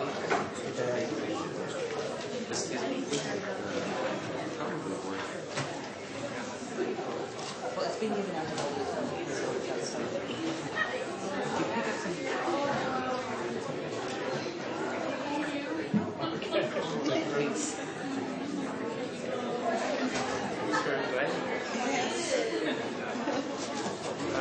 If you pick up something all the attendees are doing. Yes. Then, if it's something that's being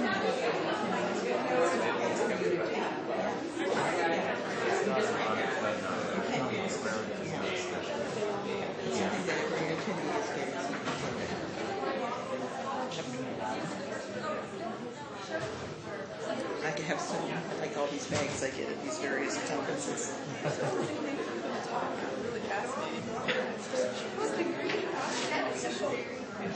No, they've all adopted it.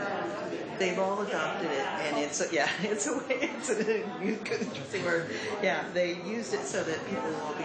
It's standardized. And, yeah. Yeah, they don't belong to something or to use it. No, they're all starting to use it. Yeah, it's an informal trade thing.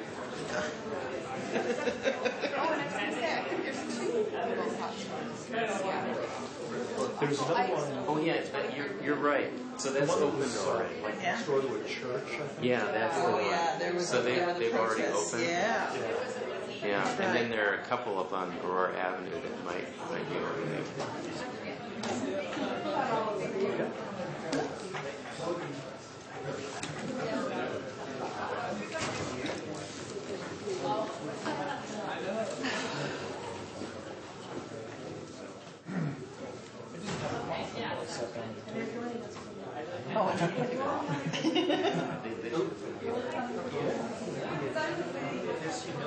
That's not. I had my vitamin one.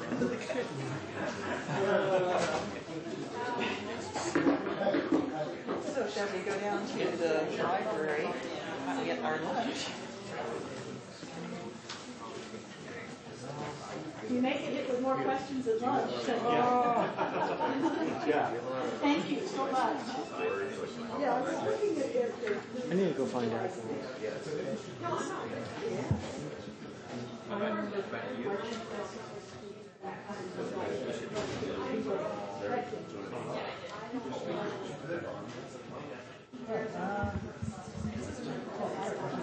You're also what? You're not kind of running the show. We just launched. Yeah, we just launched.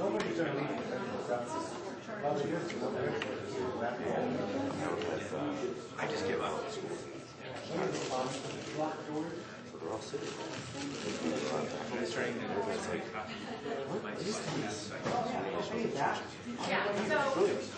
they are really nice. Yeah. I brought my stuff to I wouldn't leave them. All right, good luck. So the cable is the least of my problem. Yeah. I remember that, and I also had the same thought every time you had it. Yeah, well, Yeah. Pretty much. Here's a demonstration. Okay, sure. All right, great. Be trying to find you. Yeah, otherwise I would have we had just had a time a little bit of time. And that, I think that's just complex. Okay. We'll come back to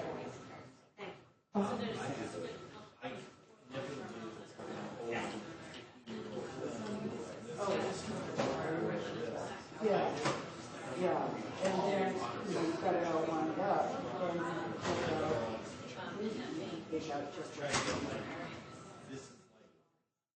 This is like a finally all be. That was really interesting. I didn't realize that the medical marijuana was real. I didn't either. Well, because I've seen the signs, I Well, and they are all over. Yeah, and they are. You know what's up in Lake City Way, that's where I see it more. Yeah, that's right. And I was just yeah, and there, some, honestly, I saw them like,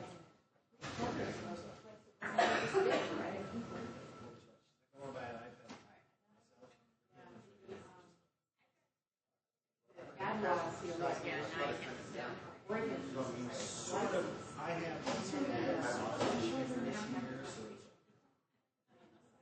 where's my kid? My wife's much better. I need to get more, and I do have a bunch. I didn't drink those. But it's the problem with I lose those. I lose pens all the time. Oh, these aren't the pens anyway. I've already had a conference earlier this week. I was at home. Oh, you were in Chicago.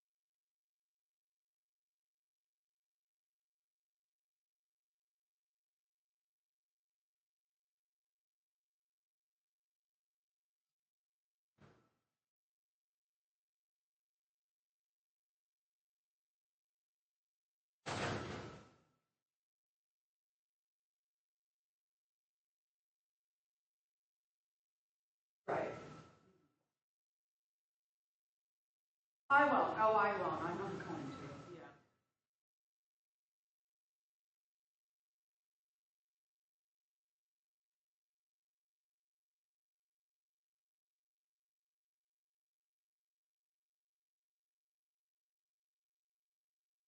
Mhm. Mhm.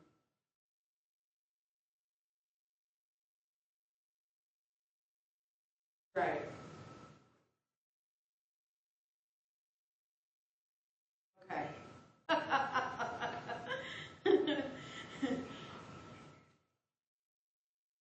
Okay.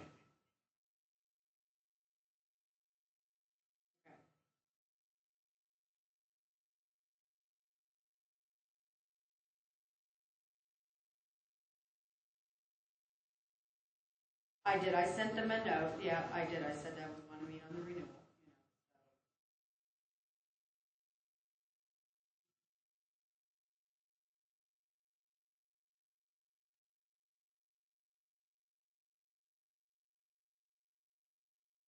Yeah, I have worked on them, and I'll tell you what I've done in my downtime even today.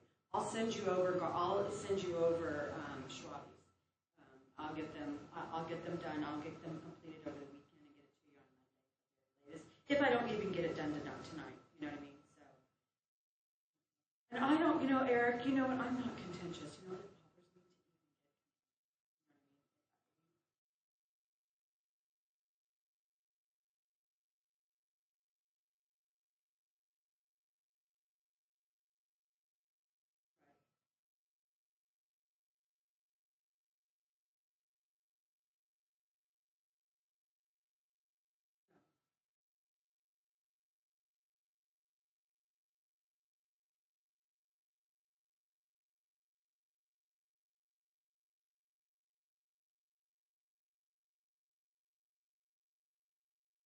Oh, absolutely, absolutely, and I will do what you ask me to.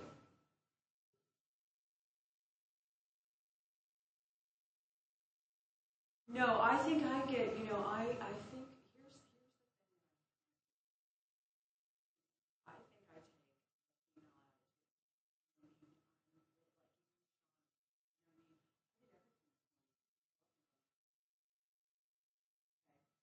And right, exactly. And I think, you know what? He's telling me everything to do, and I'm thinking, you know what? That's, stand up for yourself, Terry. Same with Josie. Sometimes I think, I take that whole driving in the car thing. I look back on it. I'm going to change my ways, and I'm going to say to him, you know what, Josie? Here's what I've done. Tell me what you're doing.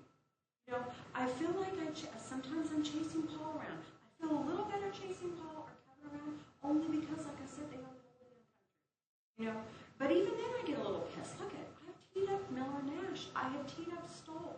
Paul, what are you doing? Where are you at? Are you in contact with them? Are you working them too? Because I thought the deal was that, hey, if we teed up something, we can count on you to continue to do the massaging. Not that I disappear, because I don't. I mean, I'll double up, on when I talked to Miller Nash, I copied Paul. Paul jumped in on the conversation. Then the three of us were emailing with, the librarian there. I have no problem with that. I'm not going to walk away. I want the business more than anybody, so I'm not expecting somebody to do my heavy lifting. With Josie, on the other hand, I just kind of feel like, really, dude? Come on, I just set up a bunch of accounts for you. What came of them?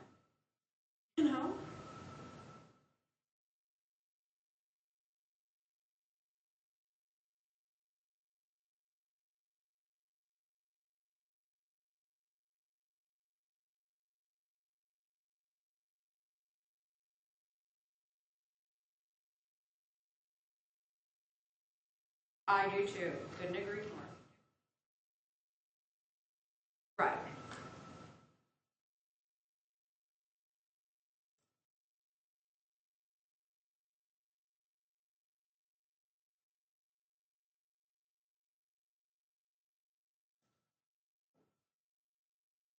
Right.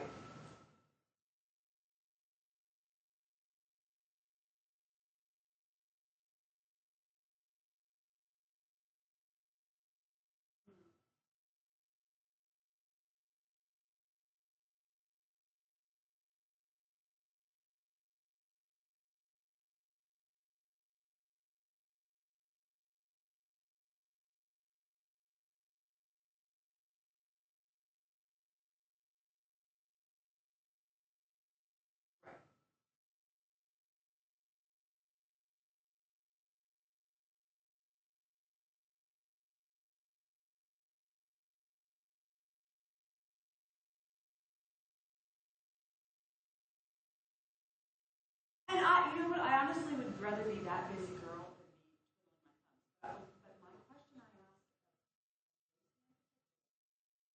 is one thing. If I've teed up 3 accounts and all the other reps have teed up 3 accounts, what are you doing to make them happen? Right. Right. And the same with Eric, and the same with Paul, and the same with Kevin. They should be communicating. I should not have to run Kevin down so hard. I really shouldn't.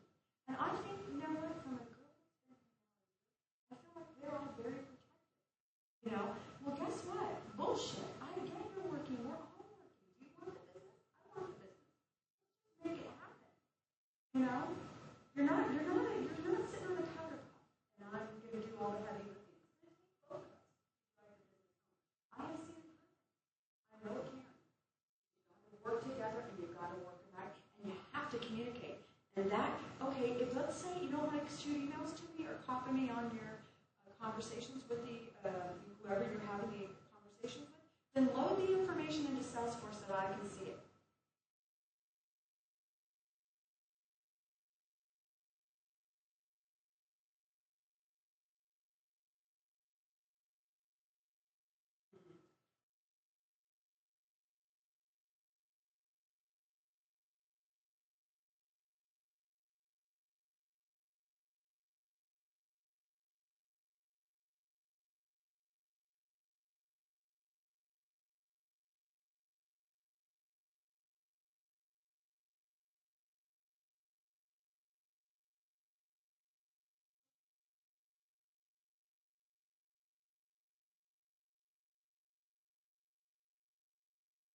I prefer it don't. We're grown.